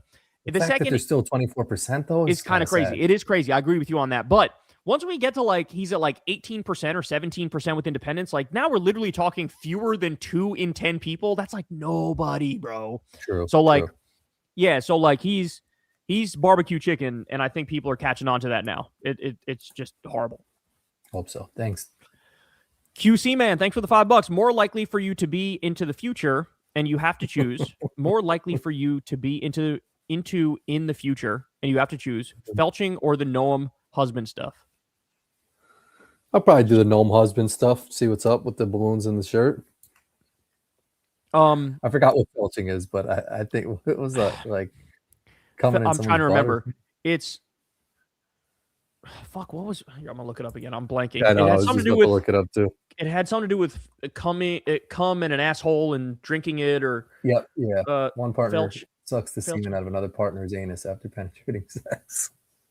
Okay, I'm going with the Noam thing. I'll wear some fake ass titties. I'm not gonna eat my own nut. Yeah, facts. Yeah. So look at this picture that just came up. Let me see under if I can felching? share this real quick. Is it under felching? About to get the whole fucking stream pulled down? No. Just that guy. The King like Felcher. A Got Milk ad. Oh, man. That's fucking that crazy, guy? bro. And why did he take that photo? Bro, RFK would be involved, would like something creepy as fuck like felching, huh? Oh, 100%. Yeah. Drinking his own semen. They do the weirdest shit, man. Bro, it says, weirdest fucking shit. Here's what it says. Felching is a sexual practice that involves orally sucking or consuming semen from a partner's anus, or less commonly, vagina after ejaculation. Like they're specifying that, like, well, obviously you're supposed to do it from the asshole, but like maybe every now and then people might do it from the vagina wrongly. That's crazy, bro. Oh, thanks, QC, man. Staffer, thanks for the $5, man. Kyle, I remember Crystal was on your compilation, I think I was supposed to say, of when Rogan was based because he corrected them for saying people are overreacting to January 6th. Was on your complication. I think I kind of vaguely remember what you're talking about. You're saying that Rogan said to Sagra and Crystal that January 6th definitely matters because it shows a crazy person can try to steal the fucking election and run the government. And yeah, that was Rogan before he became the total fucking douchebag MAGA hack. That man is long dead and gone now, brother. Long dead and gone, and it's a shame. Appreciate you, Staffer. Thanks, Staffer. Diego, thanks again, man. Appreciate the $5. I am convinced that the Green Party is a Republican op. Butch, no on Prop 50, is now claiming that he will win California governor race as a write-in LOL. Yeah, I mean, I don't know. It just seems like such a strange project to me because, like, there's no hope of winning or even attempting at any point to win. So it does sort of feel like an op. I kind of agree that, like, I don't know. It's just, why would you do this if you know there's no chance? You know there's no hope. You know that ideologically, if you mean what you say, you align way more with one party than another, even if you only agree with them on like 60% of things. Yeah, I don't know. It's very bizarre. And I used to, in the past, I've gone back and forth between voting Democrat and voting Green. Those days are over. I'm not voting third party anymore. Never happening. So shout out to you, bro. Diego. Appreciate you. GSIN Control, thanks for the $10. How is it that As Mein Kampf is growing faster than secular talk in Corin's world? Both y'all got to stop showering till you bring up those numbers, big dogs. Can we trust those numbers? I don't know. Hassan has said in the past that he thinks Asmongold botted to some extent, but he also said, I believe, that it's not like Asmongold is doing it himself. It's like somebody else does it for Asmongold. Like, it's not Asmongold doing it, but like a fan who's botting, Asmongold because he wants to. So I have no idea. But the way the algorithm game works is kind of bizarre. Sometimes the algorithm gods bless you. Sometimes they don't bless you. And like, it is what it is. You just got to roll with the punches. You just got to keep putting out content that you like and that you think is fitting and just let the chips fall where they may. And so Facts. It is what it is, brother. But he's big. He's big, even though he shouldn't be. The Cool Flames, thanks for the $5. Ships got caught pretending to be Chinese on radios to get through the strait. Iran has doubled their oil revenue since the war began from high oil prices and fees. Yes, that's what's called complete and total victory. And all the incentives are there for them to keep the strait shut down. So, like, in every imaginable way, this has been a total failure for Trump. And they've gone so postmodernist that they don't acknowledge any of these facts about the war. And they just, like, keep pretending like everything's great and everything's working. And it's just the height of stupidity. I mean, it's embarrassing how this country's empire is collapsing. You think he's in OD? So tomorrow there actually is a deadline, and like he might do some shit if they don't open it up tomorrow.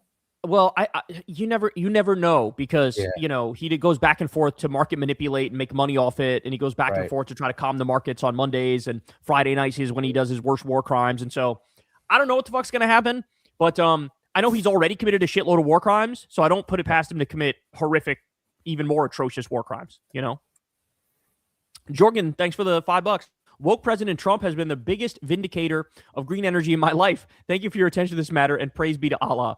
Yeah, I did. I talked about this on the show, how, like, that's the one silver lining, is that he's so thoroughly destroying the oil and gas market that, like, he's forcing a hard switch to renewables. And that's happening in a lot of Asian countries now, because they're like, oh, okay, we can't do this oil thing anymore. This is crazy. So silver lining, I guess you can say. Shout out to you, Jorgen. Appreciate it. Thanks, Jorgen. Diego, thanks again, man. Reaction to Bolsonaro's son being likely to beat Lula in October, according to the polls. Lula doesn't seem to hold consistent popularity in Brazil. I mean, that would be bad. That would be bad. I wouldn't like that. Having said that, Lula is a very smart guy, and he has a track record of delivering for Brazil, so I wouldn't be surprised if he's able to pull a rabbit out of the hat, or pull an ace out from his sleeve, because he delivers on, something big for Brazil, and I can see those flipping easily. Those numbers flipping easily. Brazil is it's crazy. I feel like they're like us in a lot of ways, Brazil, like the population, because, like, they go back and forth from, like, the craziest Republicans you've ever heard to, like, Lula in their case happens to be like their Bernie Sanders, so, like, a good politician. But like the fact that they have that crazy streak of, like, picking somebody like Bolsonaro, like we pick like somebody like Trump or George W. Bush, it reminds me of us, because it's like, oh, we're also kind of insane in this country. Yep. So anyway, I hope Lula pulls it out, because he's way better than them. Thanks, Diego. Jagger, thanks for the $10. Hey, Kyle, what are your thoughts on liberal cities like Portland, Oregon, trying to place vacancy taxes on buildings that companies leave because of crime and taxes? DSA could just learn how to govern. Yeah, I'm not sure. I'd have to read the different arguments for that perspective. But yeah, it's always hard running a state compared to the federal government in this sense, because, like, the state, you actually can set up poor incentives that would make, businesses and people want to leave. And you got to make sure, like, you walk that line appropriately, where, like, you're not disincentivizing, economic activity, and you're not, like, to get people to leave the state. You have to walk a line between, like, good progressive policy and, like, managing your tax base. And it's a harder thing to run a state in that sense than the federal government, because the federal government says the new top tax rate is 50%, the top marginal rate. Like, everybody's got to pay it. There's no way out of it.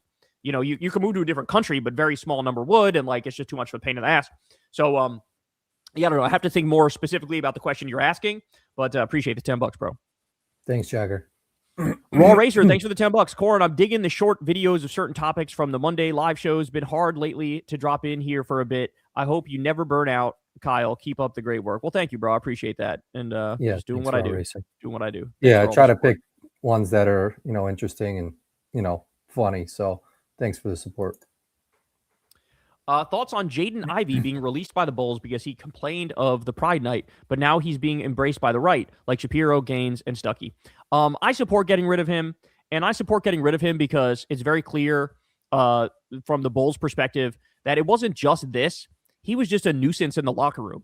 Like, apparently he would ask people really disturbing and, like, pointed questions. Yeah, and he was always judging people and calling them, like, an abomination or whatever behind the scenes. So it isn't just that he's religious. It's also that he's, like, kind of mentally ill with his religiosity, where he's like very rigid about it, and he, like, tries to hold other people to his arbitrary standards. And so honestly, the fact that he's, like, hyper Christian and said some anti-gay shit, that alone is fucked up, and I would support getting rid of him on those grounds alone. But it goes way beyond that. And it's kind of crazy to me that people are pretending like, oh, it's just discrimination. Like, no, he's the one discriminating against gay people, you fuckhead. You know what I'm saying? So, like, don't play that card. It's bullshit. Yeah, I support him being released. And the fact that the right is upholding him as some sort of paragon of virtue just shows how, like, off base they are with everything they do these days. Like, they're just losing the normie war. everybody saw that guy rant about gay people and whatever in the car, and they were like, okay, this guy's fucked up in the head. And they're just like, now we're going to defend the guy who's fucked up in the head. It's like, okay, knock yourself out. Have a good one. They always latch to any athlete. I think he's still on the Magic, and it's sad because if Jaden Ivey was any good at basketball, like a team would pick him back up, and that's what's just kind of bad about the NBA in general. But there was a guy on the Magic who's still on the Magic, Jonathan Isaac, I think is his name is.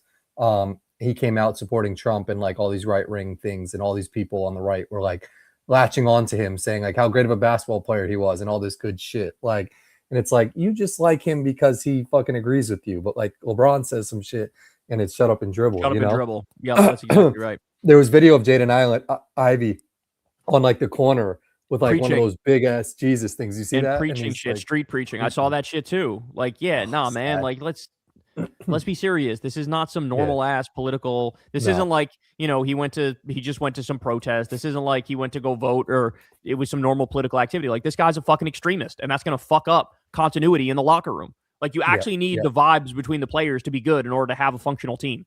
And if he fucking sticks out like a sore thumb, fuck him, you know? I'm sure there's a lot of other guys though in the NBA that agree with him, like, but just don't say that shit because they want to keep their roster spot. But there's a difference between, and I'm interested what you think about this, but in my opinion, there's a big difference between like bro homophobia and religious homophobia. Bro homophobia is just like, hey man, gay people do whatever they want, but like they just, you know, don't do it in front of me, you know, like not trying to have some gay dude see my nuts in the locker room. Like there's bro homophobia, which on the ranking, the homophobia spectrum is less egregious. It's still wrong and bad, but it's less egregious than the religious homophobia, which is like pure distilled hatred. You know what I'm saying? Where like it so I do think there's a lot of casual bro style homophobia still in the locker rooms, but I don't think there's much, if at all, hardcore religious fundamentalist homophobia, that old school fire and brimstone type homophobia where you're going to hell type shit. That's not there. And he brought that, which is a level worse, you know? Facts. Yeah, no, I agree with you on that. That's a good point. Pentaxin Scene, our boy, thanks for the $20, man. What up, homie? AC-130s loaded with 4 little birds landed on road too soft for the weight, and C-130s were stuck. Unloaded the choppers, recovered pilot, had to destroy all 6 craft, 2 small planes, remove teams, $1.6 billion. Glad we got our pilot. Yeah, and I don't know if you saw the show today, Pentaxin Scene, but I think the whole fucking story is bullshit. I think they're lying about all of it. I think what happened was Trump tried to do that bullshit 14-year-old boy thing of like, we're going to steal the uranium and get out of the country, and it failed miserably. And now they're like coming up with a story to justify all these planes that flew in there. And they're coming up with, oh yeah, no, we were saving somebody who was like left behind and his plane got blown up. So yeah, I don't buy it at all. I think they're lying about every single element of that story. Wasn't there apparently another person that didn't get recovered, or there was another pilot or someone else that I think they claim now they got everybody. I think they claim that now. But a lot of the story just doesn't make any fucking sense. Like they sent in a Black Hawk helicopter to save him, but it got injured, it got messed up, so they turned it around and they sent in a C-130, which is a plane that carries like 100 soldiers, and the C-130s landed and tried to save him, but then they couldn't take the shit back off, so they had to destroy that and bring in other helicopters to save him. Like, nah, bro, you guys had some mission that fucking failed, and now you're just covering your ass and saying like, oh yeah, no, we saved somebody. Like, no, you didn't. Shut the fuck up. Yeah, they're fucking lying. Thanks, Pentaxis team. VT3821, thanks for the $5. Kyle, do you think that rescue mission the other day was diverted from a planned assault mission on Iran's nuclear facilities? Love from a veteran. Yes, my friend, that's exactly what we were just talking about. 100%. 100%. I think that Trump tried the 14-year-old boy fantasy of stealing that uranium, and it failed. And so they had to try to come up with some bullshit cover story as to why the C-30s were even flown in there to begin with, and they came up with, we tried to rescue this person. Because, yeah, it's some bullshit ass, fake ass, Hollywood ass story, and now they're going to probably make some bullshit ass movie about it. Like, it's just all we're being played. We're being played very clearly. Thank you, bro. Appreciate you for your service. Yeah. Offensive humor. Thanks for the $5. Joe Carne Asada, Ryder Rogan. Favorite pastime is Lauren Gaggart. Cheeks clapped, doggy style, and for fun, some Kama Sutra on the MAGA Dizak. YouTube censoring tough. Shout out to you, bro. That shit is genuinely hilarious. That's definitely offensive humor. The end guy, thanks for the $5. Kyle, doesn't it nullify some of your attacks on Trump to post a Chad meme of the head of state of Iran, which allows child marriage? No, because he's being attacked in the context of whatever dumb bullshit he said and how the Iranian government responded like some G's. So I don't know. It's like there's this weird autistic thing that happens where like if you give credit on something, they like assume like you're giving credit about every element of the Iranian government. Like, no, of course not. But they said some hilarious ass shit when he said open the strait and they said we lost the keys. Like that's some gangster ass shit. Yeah. They said he goes open the fucking strait and he goes we lost the keys. Like that's some gangster shit. Like you can give credit where credit is due, bro. That shit is funny. That was like there was a person at some speech. I don't know where it was, but he was like, Trump, shut the fuck up or something. And then like they try to get him in trouble. And I was like, no, like I respect that. He just said some real ass shit. Like they can respond. What state has the lowest marriage age? Let's see this. Gotta be Kentucky. Let's see. Or Alabama. 15 years old in Hawaii and Kansas. Oh, so when you say Iran has child marriage, I regret to inform you, so do some states in the U.S. So there's also that. Anyway, Kyle, you said the MSM wouldn't touch the Trump child grape story, but honestly, Breaking Points won't either. Why? I mean, I'm not a host on Breaking Points. I can't really speak for Crystal or Sagar, but obviously lately they've been almost solely focused on the Iran war. Yeah, it's a much more complicated process to get something on air on Breaking Points. You need Crystal to agree. You need Sagar to agree. You also have input from the executive producer, Griffin. So, I mean, would I like it if they pick the exact same stories that I cover every day? Absolutely. I think I pick the best stories. That's why I'm me, right? But they have their own show. They have their own considerations. They have their own things that they cover. But yeah, the Trump child grape story. You're talking about Katie Johnson. Yeah, I feel like that has been one that's been largely missed by almost all of the media. It's just myself, maybe like Midas Touch and some outsider outlets, and then maybe a little bit of MS Now in there, and like that's the only people who are covering it. So it's sort of like a widespread thing that it's not really talked about all that much. So I would say, it's not. I wouldn't single out Breaking Points here. I think they generally actually do a phenomenal job. Me thinking, thanks for the $5. I think you would like Matt Dodson running for USN in New Mexico, Democratic Socialist vet who gives no fucks. Check him out at least. Love you, homies. Interesting. I didn't know there was a Dem Socialist vet running in New Mexico, but that sounds awesome. Thanks for thinking. Is it unopposed or is it the general or is it the primary? Like what's going on? I'm curious. QC Man, thanks for the $5. Technically, the Speaker of the House doesn't have to be a House member, though all of them have been. If by some crazy chance you get selected, would you serve? No, I would not. I would not serve. That'd be very bizarre. Thanks, but appreciate you, man. Some real news. This guy's a right winger. I know in advance. Yeah, electorally, how would a Newsom AOC ticket do? Oh, yeah, that's a real question. What groups would they struggle? Please react to Michael Lester on Sean Ryan's show. He's a former Marine that is anti-Israel. Corin say Molotov cocktail 3 times fast. Hell no, I'm fucking done with Molotov cocktail. Tell it a ball mocktail or something like that. I still have that clip in my phone. Send me that. I gotta post that shit. I gotta find that shit. It's in there somewhere, but I gotta find that shit. Okay. How would a Newsom AOC ticket do?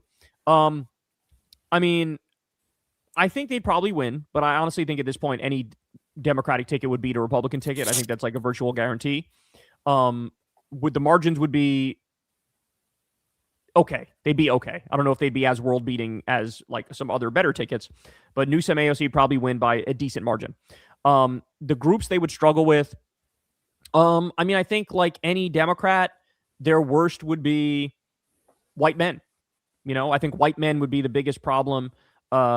Maybe second to that, maybe a little bit of struggle with like young men in particular. I think that would be the weak spots.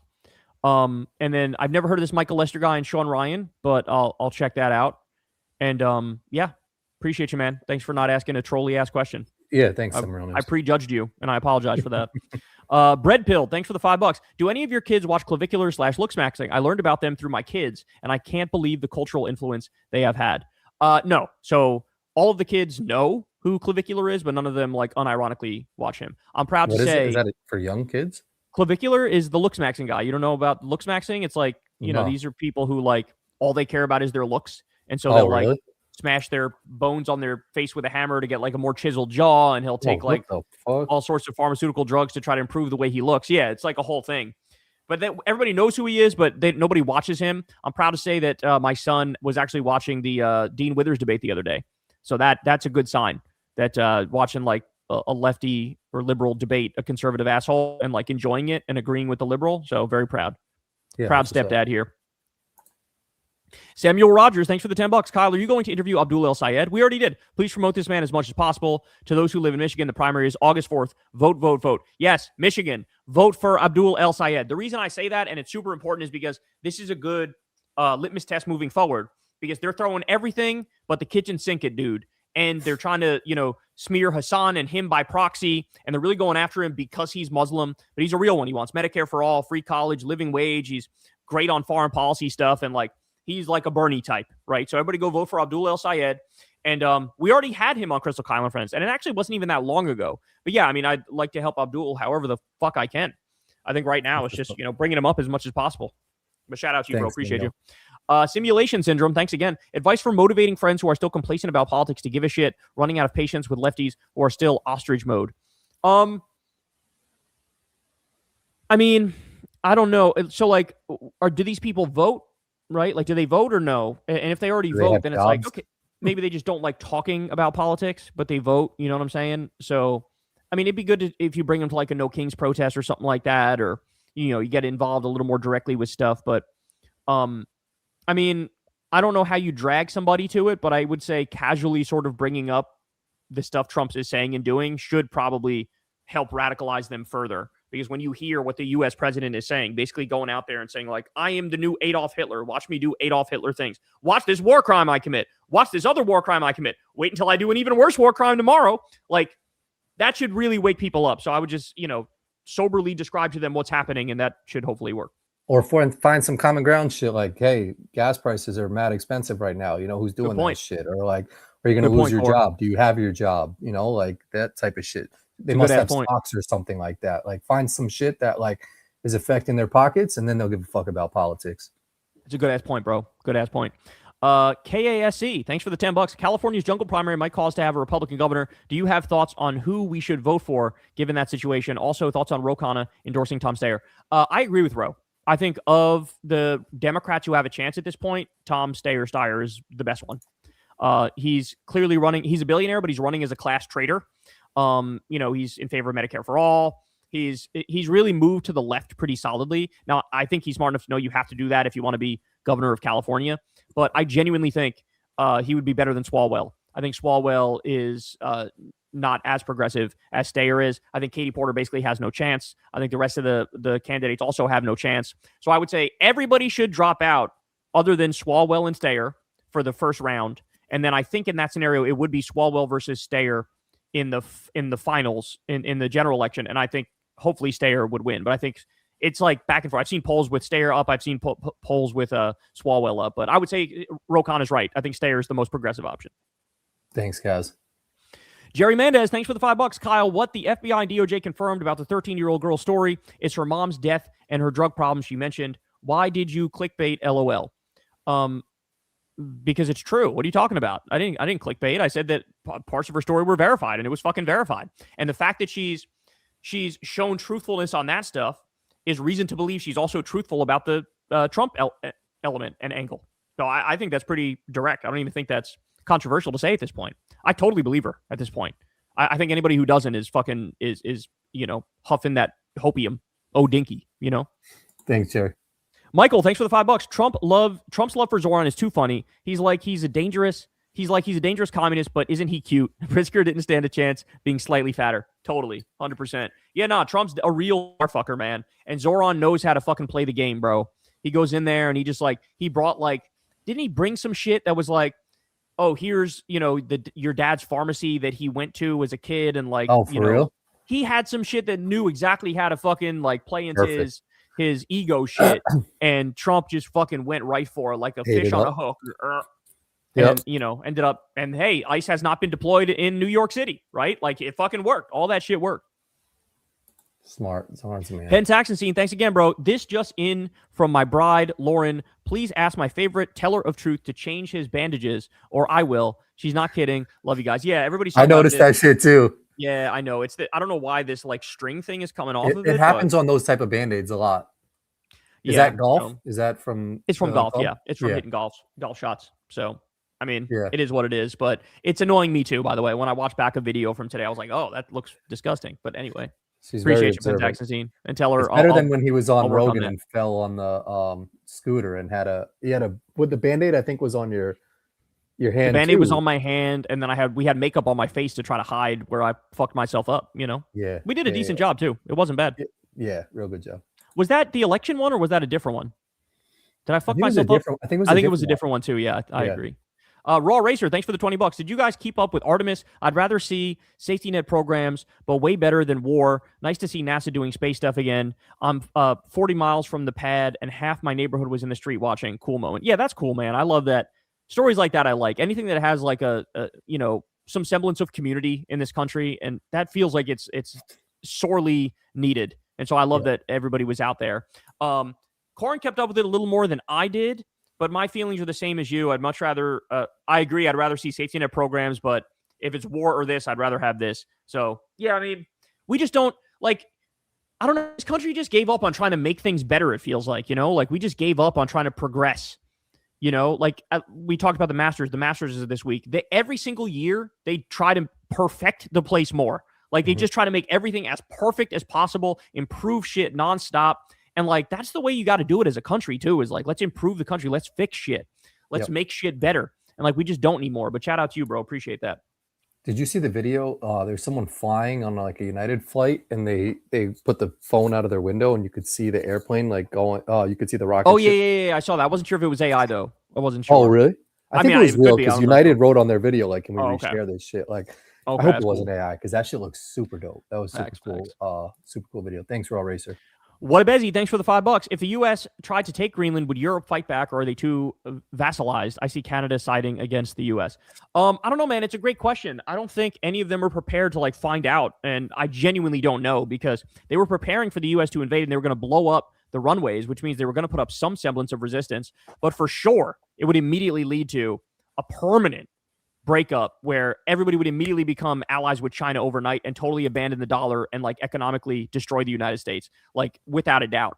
So they would do that. The question is, would they also like literally fight them in a hot war? That I don't know the answer to. But yeah, I mean, it's like record pace that the U.S. empire is collapsing because of our actions. Facts. Thanks, Wood. Easy. Zipwad, thanks for the $5. Hi, Kyle. What is the point of calling political opponents special needs and using other ableist insults? YW for the $5. You're welcome for the $5. Okay, appreciate you. It's a good question, and my answer is, you can actually make an argument that calling somebody an idiot is going after people who are special needs. Calling somebody a moron is going after people who are special needs. Obviously, the R word was kind of retired because it was like the number one thing that people found offensive. So I basically tried to use everything that's not the R word to get the point across. And I mean, I could also retire special needs, but I just feel like I'm on borrowed time until they say, well, you can't say idiot either, and you can't say moron either. And so like, as long as the concept exists, people are going to use that concept to go after people who are not thinking in a reasonable way. You know what I'm saying? And so anything that can give more sting in it, more sting in the allegation is something I use. And so, but, I like bozo. You're allowed to use bozo if you like that one. Bozo, you're definitely allowed to use, but yeah. So anyway, that would be my answer, but I appreciate the $5. Thank you very much. Yeah, thanks, Zipboard. Offensive humor, thanks for the $5. I think I hate On the Meat Rider the most because I used to really like the little guy and his show, so it's sad. At least he brought me to Kyle in 2018. Hey, I agree, man. Like, I agree. The whole Rogan thing, it made me sad. And I hung on for a very long time until it was so clear he was gonzo mentally that, like, I basically waited till he gave Trump a hand job on air. Then I said, oh, okay, for real, fuck you, Thanks, offensive humor. Francisca, thanks for the $5. Or Francis Calhoun, my bad. Kyle, I totally agree with your stance on Tim Dillon, but please let's talk about the first half of his podcast with the boobies. I lost it and more. Yeah, that's the problem with Tim is that he's genuinely funny. I think he's actually funny. Oh, funny thing here. So, and I've heard this as well from others that he takes a lot of his material from Breaking Points. Like he clearly watches Breaking Points regularly, and like he uses that to help like build his show, right? And the other thing is, bro, he stole my bit. I was talking about the big ass titties and how Kristi Noem said, "Oh, pray for us." and like how that's hilarious because like why would I pray for your big ass titties? Like what the fuck is he stole that bit. There was a clip of him doing the exact same bit that I did. Like I was saying it in the conversation with Crystal, and we posted it on social media where I'm joking. Like I was literally saying like, how would Christy Noam say pray for your big ass titties? Like we got kids with cancer, we got war going on, and then I watched a clip of him. He said the exact same shit that I said. So anyway, didn't you say one time there was it Jimmy Kimmel? There was a late night host that you said took your actual tweet or something like that, and yeah, I think used that it in one of their bits. Yeah, I forgot who, if it was like Colbert or if it was Jimmy Fallon or someone. I don't remember, but yeah, that shit happened. Yeah, I remember you saying like that was my shit. Like, and he definitely has writers that are like lefties that listen to your stuff that use exactly. I remember you telling me that stuff. Wes Nelson, thanks for the $5. Overrated, underrated, properly rated. The Varsity in Atlanta, Georgia. They got the best onion rings on planet Earth. I've been to the Varsity. I got cousins that live in Sandy Springs, and I think it was properly rated. I think they're known for their hot dogs. I think it tasted fine. I'll be honest, I'm not an onion ring guy. Although I want to like onion rings and I want to like the blooming onion from Outback and all that shit. I never got into onion rings. So I'm sure they're phenomenal, but I think their hot dog, I think it was properly rated. I think a lot of people like the Varsity. I never ate there. Let's rapid fire. We got 20 minutes left. I want to get as many as we can. Jordan Marks, thanks for the $5. Narcissists don't last in left-wing spaces because they want it to be about me /I and left are we /us. So they bounce like Jimmy Dore, Rubin, and Joe Rogan. Yeah, I think that's a fair point. I also think it might not be a coincidence that they're all Gen X. And if you look at the polling numbers, Gen X is more pro-Trump than any other generation. Near the Far World, thanks for the $5. It's upsetting me that LeBron's Diddy Party comments didn't end his career. And I do believe Kobe is a rapist. #me too. Settled out of court? Nah. Yeah, what did he say? There's no party like a Diddy party? Yeah, that's a little... LeBron said that. That's actually a lot yikesy. And on the Kobe thing, so good. From what I've seen of the Kobe thing, him found not guilty. I believe she also, that the woman who claimed that he raped her, she also had like multiple people's semen in her, if I remember correctly. Yeah. The Kobe thing. Like, I don't think he did it, but to each their own. If that's your opinion, then I can see why you believe that. Snaggle Crash the Incredible, thanks for the $10. U.S. conservators are having 30% more children than liberals. The opening scene to Idiocracy comes to mind. I'm concerned when the next generation reaches voting age. What are your thoughts? Bro, I'm concerned about everything. And for sure, absolutely, I'm concerned about that. I'm genuinely concerned about, YouTube Shorts and fucking TikTok destroying our attention spans and ruining our ability to like fucking reason. There's a million things like that keep me awake at night. So I'm with you. Thanks, Snaggle. Cartoon, thanks again, man. Thoughts on The Critical Drinker? He's an anti-social justice warrior movie YouTuber who complains that movies gone woke, and I feel like people like him have ruined movie criticism. I totally agree. There's that guy, The Quartering, too. All that anti-woke stuff. I feel like, bro, that shit is so like 2018. Like, what are we even doing? It's 2026. Grow the fuck up. It's kind of embarrassing. Like, who cares if there were black people or women or trans people in a fucking movie? Like, it is what it is. There's no problem. But no, that's all they fucking care about and all they talk about. So I've never watched any of his stuff, but I've heard about him and I'm not a fan. Clanker Wank, thanks for the $5. Kyle, I had too much paint thinner and woke up with the Epstein face tattoo. I have a job interview tomorrow. What do I do, man? Help, please. Definitely show up with it and brag about it and say, doesn't this look great? That'll work. Butterpatcher, thanks for the $5. Hey, love the show. Happy Easter. Kyle, you think we're cooked or that we can turn things around with good policy? I mean, I don't know. It's my heart says we can dig out of the hole. My head says we're cooked.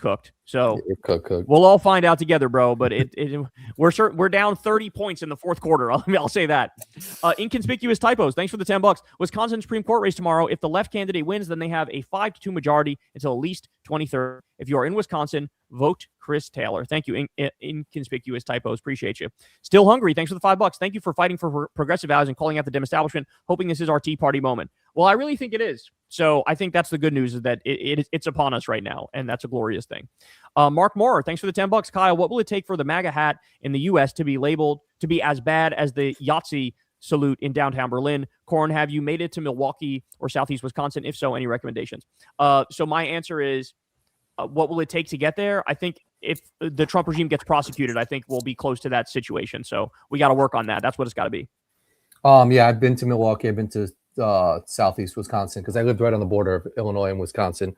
I don't remember a lot of the restaurants I went to. There's a burger place in Milwaukee that was really good. That was like old fashioned. And get some Spotted Cow beers. New Glarus is the brewery that they only sell in Wisconsin. So try some of that, Mark. Kyle, shout out to Cleo's mom. Thanks for the $5. Kyle, please get you some new medicated Band-Aids, please. You've been crashing out lately. You better not be cutting yourself. I'm not, but that would be kind of funny if I was, as a fucking grown-ass man. Thank you, Cleo. Ophi Diamond, thanks for the $5. Because it took Trump looting and destroying the nation to get the Tea Party of the left mobilized, does this mean accelerationist had a good point? You know, this is something I've thought about many times over. Because in many ways, I'm a decelerationist. So my philosophy is the opposite. Like, you make things better by making them better, even if it's incrementally. But it's almost like at some point there's a breaking point, right? But then again, after Bush came Obama. And so it looked like, oh shit, the accelerationists were right. Bush was so bad, we got Obama. But then Obama governed very moderate, like, and let Bush get away with a lot of the shit. So I don't know. I feel like maybe it's a case-by-case basis. And sometimes accelerationism has a point and other times it's not. Like, when things get worse, everybody gets worse. Like, there's a lot of Democrats who are trying to run further to the right to the moment, as in be more like MAGA. So they'd be evidence of accelerationism not being right. So I don't know. It's kind of a complex answer. In this moment, I'll just say I hope that they're right. I'll just say that, because if they're right, then we might have a way out of this shit. Thanks, Sophia. Big Tree Hugger, thanks for the $10. Corin is adorable. What'd you say, bud? I just had to take a picture of that one. Thank you. Appreciate you. David Ruiz, thanks for the $10. Just bringing to your attention, Too Lazy to Try channels tried to smear Hassan for his Cuba trip. Motherfuckers need to fuck off when the U.S. is committing humanitarian crimes, but they worried about Hassan's shirt. Totally agree, David Ruiz. And I was actually asked about this on our last Kyle and Corin, and I commented on it a bunch of times. Yeah, like, none of them even mentioned the fact that, like, hey, the U.S. is literally starving this country to death and, like, you know, made it so they have zero power and kids in hospitals are dying and they need to, like, hand pump the ventilators and shit. And you're talking about how dare Hassan go there wearing some expensive shit. Like, at least he went and tried to help them, you know? Sigma T-Word, thanks for the $10. To answer last week, I can say it. Both of you, who's your favorite hot cartoon character? Mine's the older sister from Lilo and Stitch. I'll go with that one too. It kind of looks like Molly. Who's the character? Who's the like mom that got them cheeks? There's some cartoon character, animated character who's like a mom, and they gave her just a fucking donk, son. Really? Just like like two hams, you know, like just straight up, just like badow. You know what I'm saying? I don't remember who it is, but somebody will know in the comment section. So yeah, I'm curious. Yeah, let me know who. Jack Daniels, thanks for the $10. Kyle, Hassan equates both parties constantly, wears cringe mouth shirts to red carpet events for some fucking reason, and would vote third party over Newsom in the general. He is not our ally. Please be fair, please. All right, so let's take this one by one. He equates both parties constantly. I don't fully agree. I think he does that a little more than I would like, but I think when you push him on it, he very readily admits the Democrats are better than Republicans. The cringe mouth shirts, I mean, who cares? It's again, it's just fashion shit. Like, I literally don't give a shit about it. And on the Newsom thing, I agree with you. I think that I don't know if he would actually not vote for Newsom over a third party if that were the case in 2028. If we come down to that, I would tell him behind the scenes, like, please go fucking vote for Newsom. Don't be an idiot, right? But I agree that what he said was not true. I agree with Jennifer Welch that in an instant I'd vote for Newsom over any Republican, even though he's, you know, a centrist douchebag. But appreciate you, man. Mike H, thanks for the $5. Kyle, Destiny's on camera telling IDF soldiers to keep their crimes a secret. The online left needs to stop rolling over and go scorched earth on him. I don't know. He's sort of like, I don't know. He sort of put himself in a prison of his own making, in a sense. So I don't know. Like, what's the fucking market for, oh, I'm a Democrat and I'm going to be really hard on MAGA, but also I fucking love war crimes. Like, and also there's a war going on now, and he just hasn't been, like, covering it much or talking about it much. He's acting like we don't have this, like, colossal catastrophe unfolding right now. He's talking more about Hassan than he is about Trump's war crimes. So I don't know. He's sort of like put himself in his own corner, but yeah, he's clearly not, like, he's a mess, and he deserves to be sort of excised.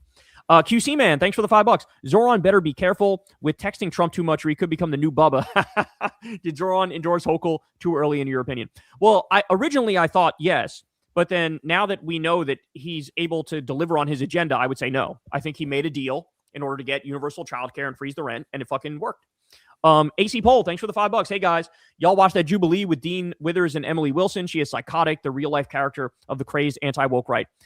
Yes, watched clips and just absolutely positively atrocious and terrifying, and I have respect for these people. And when I watched that, my thought was national divorce is the way to go. Bums in Blue, thanks for the $10 for your hotel convo earlier. An ADA room is more likely to have a service dog in it. Most hotels make what they can while loan is cheap, then sell off before they're underwater. Oh, shit. That's interesting. I did not know that. Yeah, actually, the hotel was talking about new owners coming in and buying the place, so I'm sure that happens a lot. Interesting. Pentaxine, thanks again, bro. On the Twitch, Roach, that's Asmon Gold or Asmon Conf, as I call him, doesn't believe in God. Explain to me how he didn't bring up Paula White Kane, wife of keyboardist and hit songwriter Journey, and her pathetic grift. Man, I hate that D-bag. You and me both, brother. You and me both. That guy is fucking getting on my last nerve these days for sure. Appreciate you, man. Thanks again for the $20. AC Poll, thanks again. Says ICE murders are meaningless. One of her Trump defenses is, why hasn't Trump just become a dictator? He has the power. To prove he isn't one, he needs to literally be Hitler for it to count. Thank you, bro. Appreciate you, man. Cosmere Dragon, thanks for the $10. Any chance for Ariana Jasmine on KKF? She's one of 6 hosts for Leftist Mafia with Mike Figueredo and David Dole. She's a Iranian-American leftist with interesting insights on the current situation. Yeah, for sure, man. Anybody who's a friend of those people is a friend of mine. So, yeah. Thanks, Cosmere. AC Poll, thank you. And the worst thing, quote, you are right about everything and nobody cares. If we are truly that nihilistic now, what hope is there? Yeah, I don't know, brother. But we fight on. We live to fight another day. It is what it is. John Maher, thanks for the $20, man, and thank you for loving us. We love you back, bro. Appreciate you. Thanks, John. Msker, thanks for the $5. Recommend adjustable bed from Original Mattress Factory. I saved up $1,700. Worth it for scoliosis and sciatica. By the way, love Crystal's cool retro outfits. Well, thank you. We appreciate that very much. Yeah, and I did not know you could get a $1,700 mattress that does all that stuff. That's kind of amazing. That's very cool. Jorgen, thanks for the $5. Kyle, when did you realize it was time to go full time? Corin, when did you realize it was time to get good internet? It was time to go full time. When I started my show, 2012, obviously. Is my answer. You had a manager, right, at the dealership that like hit you with some shit, and you were like, "Fuck this place." She sent me home. She sent me home because I got into an argument with her because she was taking forever to get me numbers for a customer, and I was like, "I need those. Like, hurry up! I need those numbers." And she was like, "How dare you?" Blah blah blah. Sent me home, and now I should send her a thank you because she's facts. I'm on cloud 9 now because of you. Appreciate it. Thanks, Jorgen. And yeah, when I had to get good internet, which it was fucking up. Jin, thanks for the $10. With the Dem candidates taking the wrong lessons from the last election, I don't mind. It prevents confusion from presidential primary voters. It opens a wide lane for leftist candidates to win. That's actually a great point, and I didn't think about it like that. Like, yeah, go ahead. You guys lean into that, and we'll fucking win. We'll say the right things and win. Appreciate you.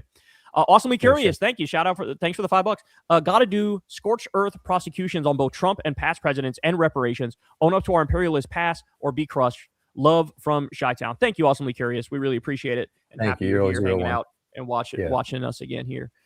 Jack Magnier, thanks for the Magnier, thanks for the $6. Kyle, you never done brand deal / taken pack money, but what's the most you've been offered? You still get offers even though you won't accept any. Are Knicks winning the chip? Well, I hope the Knicks are winning the chip. Like I said, I think OKC is going to win, but I hope that they win.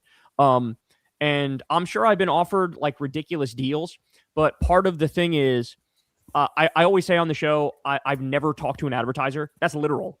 I've literally never talked to an advertiser. So what'll happen oftentimes is somebody might reach out and to do an initial inquiry, like, hey, we'd like to make a deal. We'd like to do something with you, et cetera, et cetera. And I don't even respond because I've never talked to them. And so I've never gotten to the point where they're like, hey, we'll give you $100,000 for this or that, right? You guys probably saw that Hassan rejected from Polymarket like $1 million or $2 million they were going to give him for one day of coverage on election night for him sponsoring the election night thing.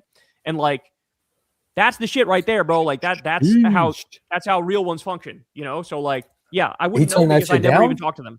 What's that? Yeah, he turned them down because Polymarket is a fucking disgusting gambling company. Yeah, facts.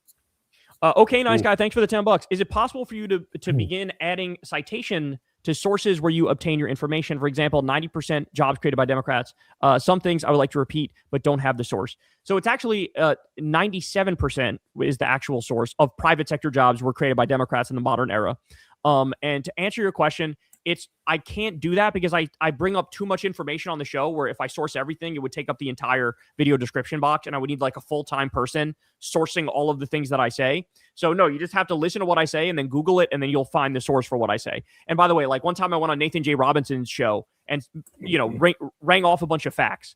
And then when he edited the video and posted it after, he put the sources for everything I said. So as I'm talking, it'll be like a New York Times article saying this thing, an NPR article saying that thing. So like everything I said was correct. He just had to pull up the source himself. So if you hear something I say and you like it or you're interested in it, just Google it and you'll be able to find right away. Like we arm 73% of the world's dictatorships. Now, I don't remember the source for that, but I think it was in a Common Dreams article, but it was from a bigger study. Go look that up and you'll see it's right. You know what I'm saying? So no, I can't add all the sources, but just like Google it whenever I say something. AC Poll, thanks again, man. Last thing I want to say, Cenk and Anna want to partner with this. MTG and Tucker would be on that woman's side 100%. Marjorie Taylor Greene and Tucker would be on Cenk and Anna's side. Is that what you're saying? I don't know. Yeah, I'm not quite sure what you're saying here, but yeah, that's the centrist idea is they're certainly in that lane at the moment. Columbia Rican, thanks for the $5. Talking about the moon, I'm in the assumption is that people are looking to mine the helium-3 deposits since helium-3 can be used as a fuel source. Oh, interesting.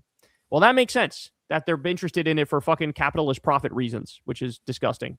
Dickie McGeezax, thanks for the $5. In an alternate timeline, Al Gore won and Kyle would be trying to sell me a used Corolla. I don't know, man. I think I'd still be doing what I do at some point. I really do. Because, it was what I wanted to be. I mean, obviously, I want to be like a sports star for a lot of my youth, but then the first non-sports star, the thing that I wanted to be was a fucking Air America radio host, a left-wing radio host. And so it would have been a Chevy, not a Toyota.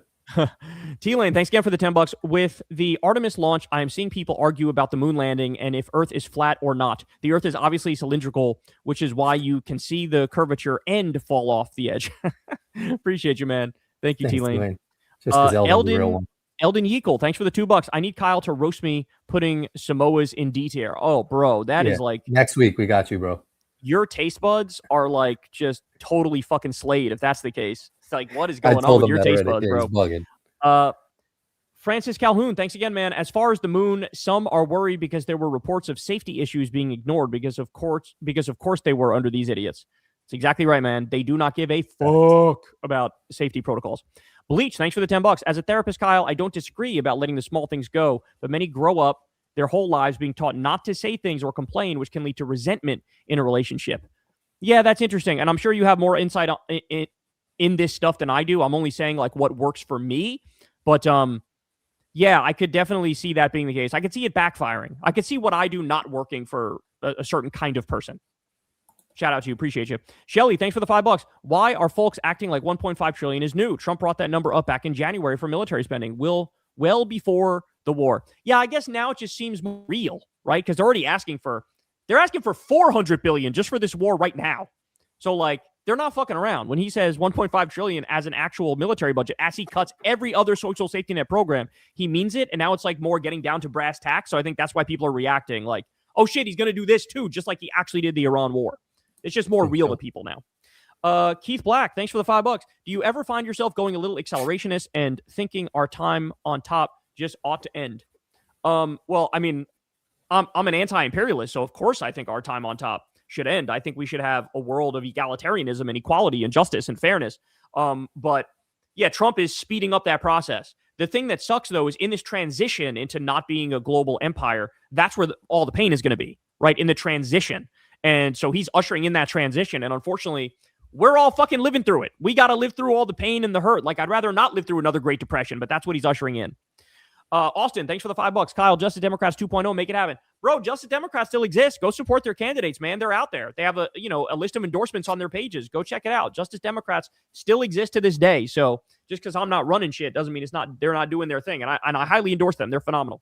Pentaxin Scene, thanks again for the $20, man. Type in Buzz Aldrin punches Bart Sebrel. Buzz is awesome. We walked on the moon. The moon is an absolute goldmine of rare manufacturing materials. It's the reason SpaceX, vomit, will be the biggest IPO ever. Yeah, and it's another thing. You fucking that scammer son of a bitch. He's probably not even going to get us to the moon because he's the fucking worst. I trust NASA way more than I trust Elon Musk. Regular pedestrians walk on the moon or some shit like that. That's not happening. Not in our lifetime. That's not fucking happening. Pentaxin, I don't know, man. Why haven't we been back if there's rare manufacturing materials up there? And by the way, Corin hasn't even gone deep on the conspiracy documentaries yet. If he does that, he'll be out here saying, "Hell no, we didn't go to the fucking moon." Like 100%, he would say that. Linja, thanks for the $10. You were recently saying first or last of the Mondays were the best. Mine is Halloween, October 31st. Best day ever. Love watching you guys on Monday. Well, we appreciate you. And like I said, that is the case. First day or last day of the month, or right smack dab in the middle of that bitch like Corin. That's where it's at. And outside of that, I would say single digit, like, second, third, fourth, fifth, sixth, seventh, eighth, ninth. That's where I want my birthday to fall, bro. I don't know why I'm like a weird numbers guy. I believe I'm like a numerology guy a little bit, like just the vibes of numbers I fuck with. And so I'm 100% set on that take, but we appreciate you. Thanks for joining. But also, Linja, like you got to split your birthday on Halloween too. So it's like you would have been getting candy also. So like, yes, your birthday's fire, but like you would have been getting candy without your birthday. So like, I don't know. See if you could switch your day. Like it's way better than like a Christmas birthday. If you're born on Christmas, then you're only going to get the same number of presents. You know what I'm saying? They're not going to like actually double your presents, But Halloween, you get presents and candy. Yeah, no, I agree. That's a dope. Yeah, Halloween could be cool. Yeah, I think that's kind of cool. The Lonesome Lefty, thanks for the $10. Hey guys, despite our mutual hatred, New York and Boston created a dope hip hop group you should check out. Inspect Deck from Wu-Tang linked up with Boston hip-hop duo 7L and Esoteric to form Czarface. It's probably fire. Thank you. Appreciate you. Top Keck, thanks for the $10. Kyle, I've been watching your show since I could first vote in 2016, voted for Bernie twice. In 2024, I just kind of gave up. I'm tired, dog. I really want a national divorce. I totally agree on that national divorce thing, and I totally agree that I'm exhausted as fuck, but I think my reaction to that is a little different.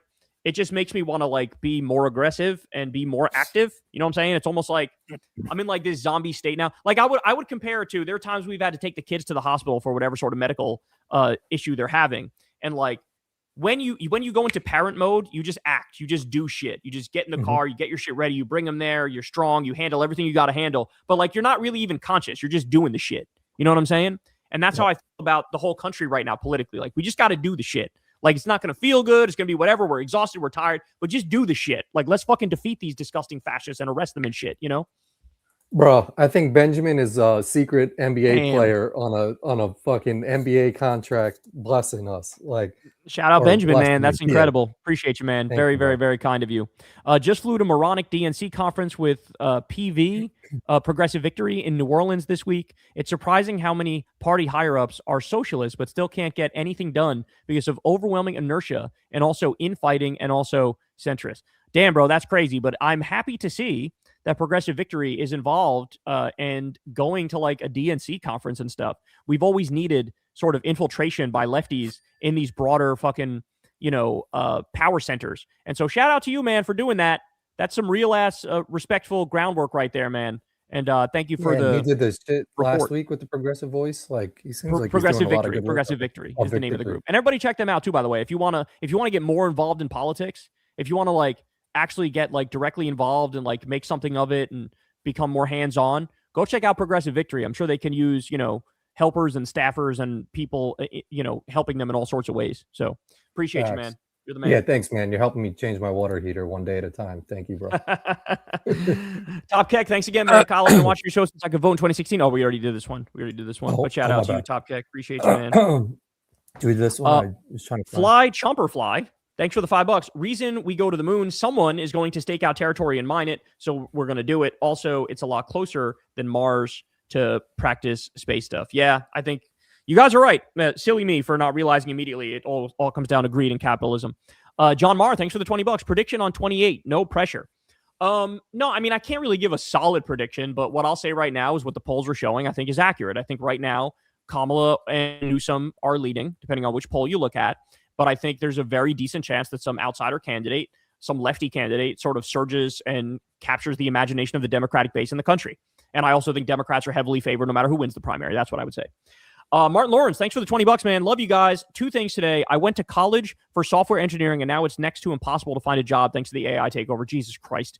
Any advice? Also, Kyle, thank you thanks to you, I started using Drax them Sklounts. That's actually Key and Peele. Shout out to them. They came up with that shit, and I've used it ever since.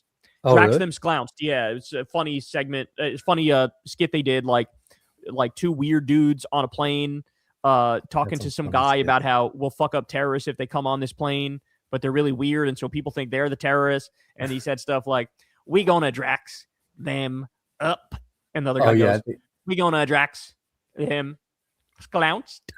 And it's just so weird, but I fucked with it hard. So anyway, they got good bits.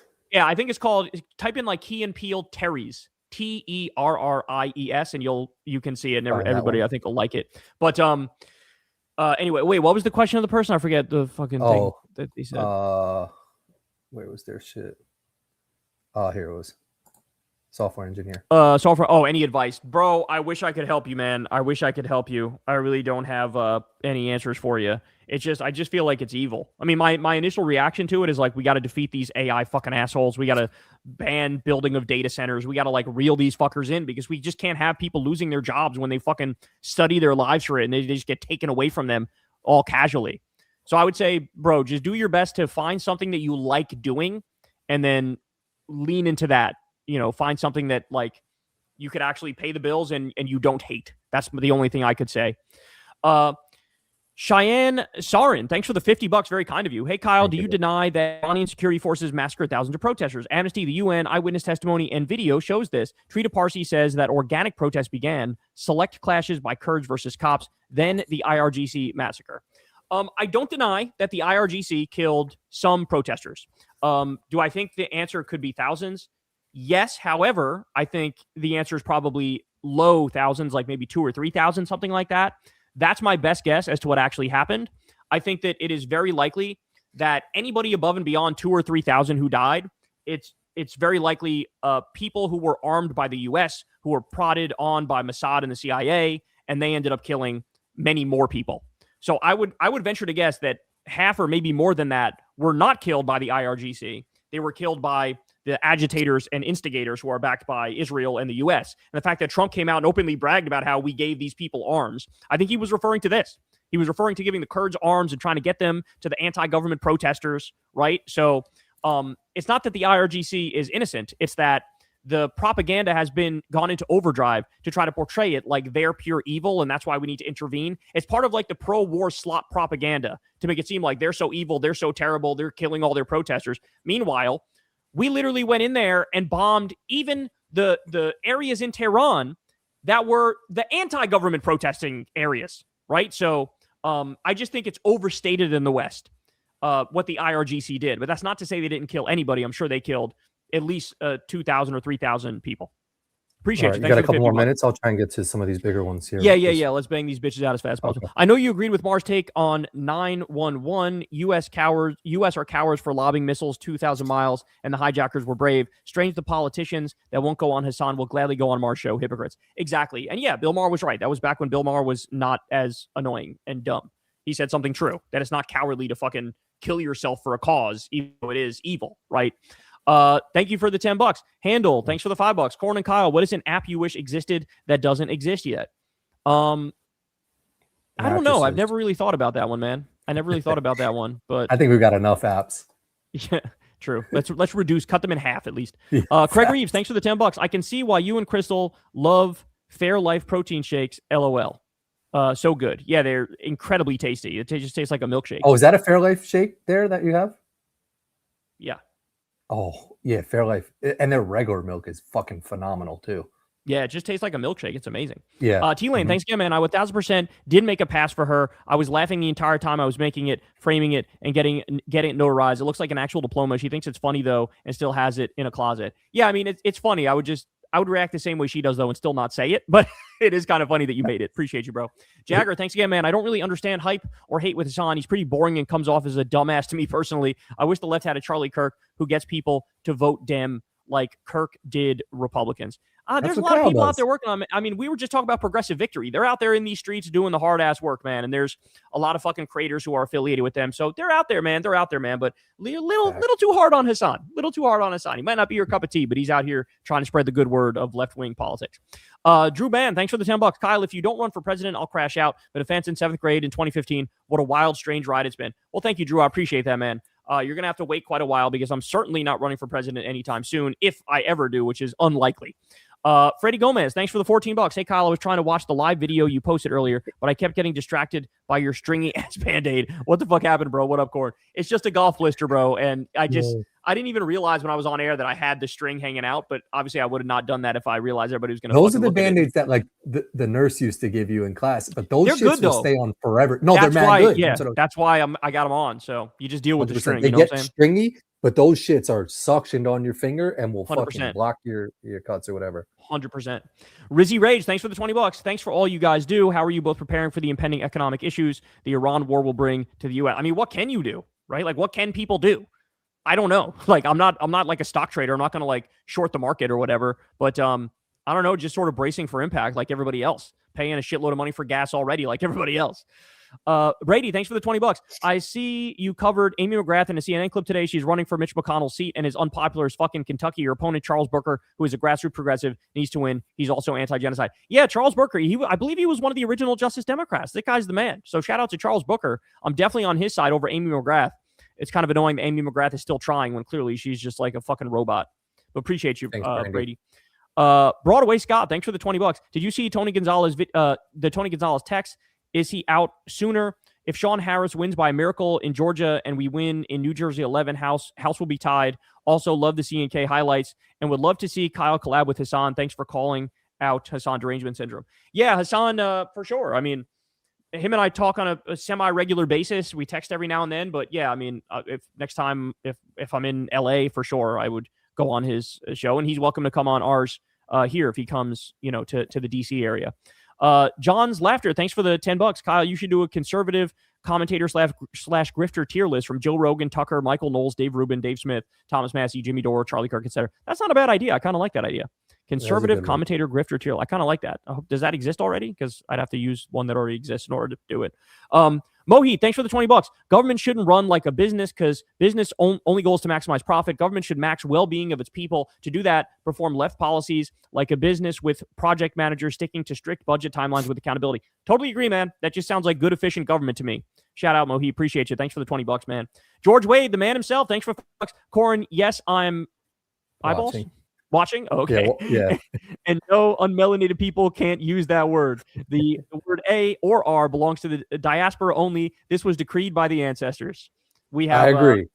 Yes, I have. I atoned for my past sins and have now matured into this philosophy. Appreciate you, George. Thanks. Brady, thanks for the $10. Are y'all baseball fans and are y'all excited for the season? If so, who are you rooting for? I'm all in for the Cincinnati Reds. I'm going to see them against the Cubs in May. Are you a baseball fan?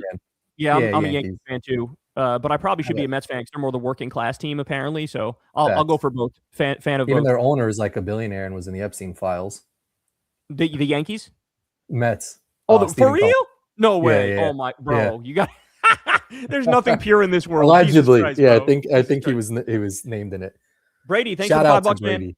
Hey, Corin, after 8 years, my bike taxi license expired last week. The end of an era. Still, if you guys are ever in New Orleans, hit me up. I'll show you around. That's you know this story? I was in New Orleans. Yes, I do remember this. Okay. Yeah, and he noticed you, right? Yeah, unreal. And my brother was in New Orleans and actually hit me up, and I was trying to find your information, man. And I feel like I found it and sent it to him, or maybe I didn't find it and send it to him, but renew that shit, man, because that's an unreal job. So fucking get back to biking because you could probably meet some amazing people riding around. But shout out to you, bro. You've always been a real one. And I love that you've got the same default photo since 88.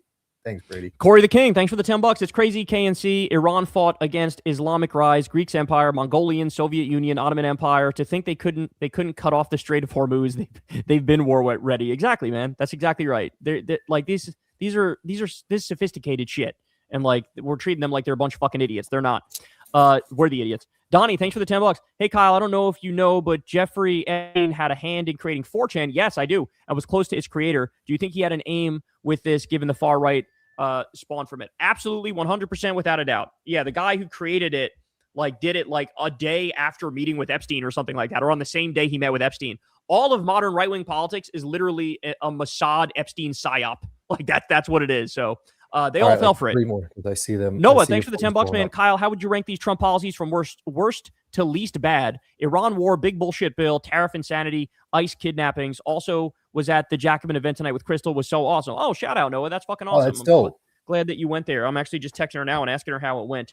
Kitty. I had a kitty who was rolling up against my leg and it scared me.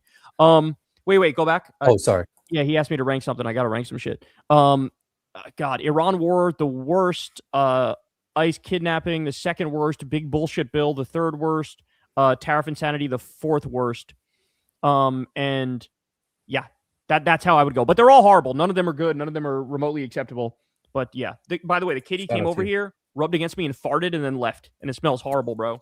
It's fucking horrible. Some shit I would do. That's some shit I would do.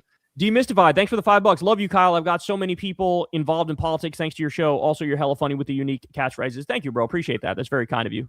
Cronus Saturnus, thanks for the $10. Hey, Kyle, I've been watching your videos since 2016 or 17. Your videos saved me from falling into the whole Trump anti-woke rabbit hole. Keep up the good work. Well, thank you too, man. That's very kind of you. I appreciate that. Tills Chans, thanks for the $10. My 14-year-old watched the Dean versus Emily Wilson debate on Jubilee. Tons of people shitting on Dean for platforming her. Thoughts on platforming these nut jobs? I mean, I have mixed feelings about it, but if you're gonna walk out of there with a flawless victory and really seriously destroy them, then it's fine. It makes sense. So shout out to Dean. I think he did a good job in that. Cronus Saturnus, thanks again. Also, just curious, have you seen the video from Inspiring Philosophy where he reacted to your video about Joe Rogan interviewing Christian apologists a year ago? I did not. Most of the time I don't watch anything with me in it. Just as a general rule, it helps me keep my sanity and stay on the righteous path. Invalid Synapse, thanks for the $10. Fuck advertisers. Totally agree, my friend. Totally agree. Ahmed Lafta, thanks for the $10. Hey, Kyle, had a dream that Crystal was pregnant and just passed her first trimester. You may not believe in any meaning behind dreams, but wishing you both the best. Well, I can validate for you that is not true. It's fake news. She is not pregnant, but we appreciate you, Matt. Thank you very much. All right, I missed some. I'm sorry, guys, but yeah, that I think we got to this one.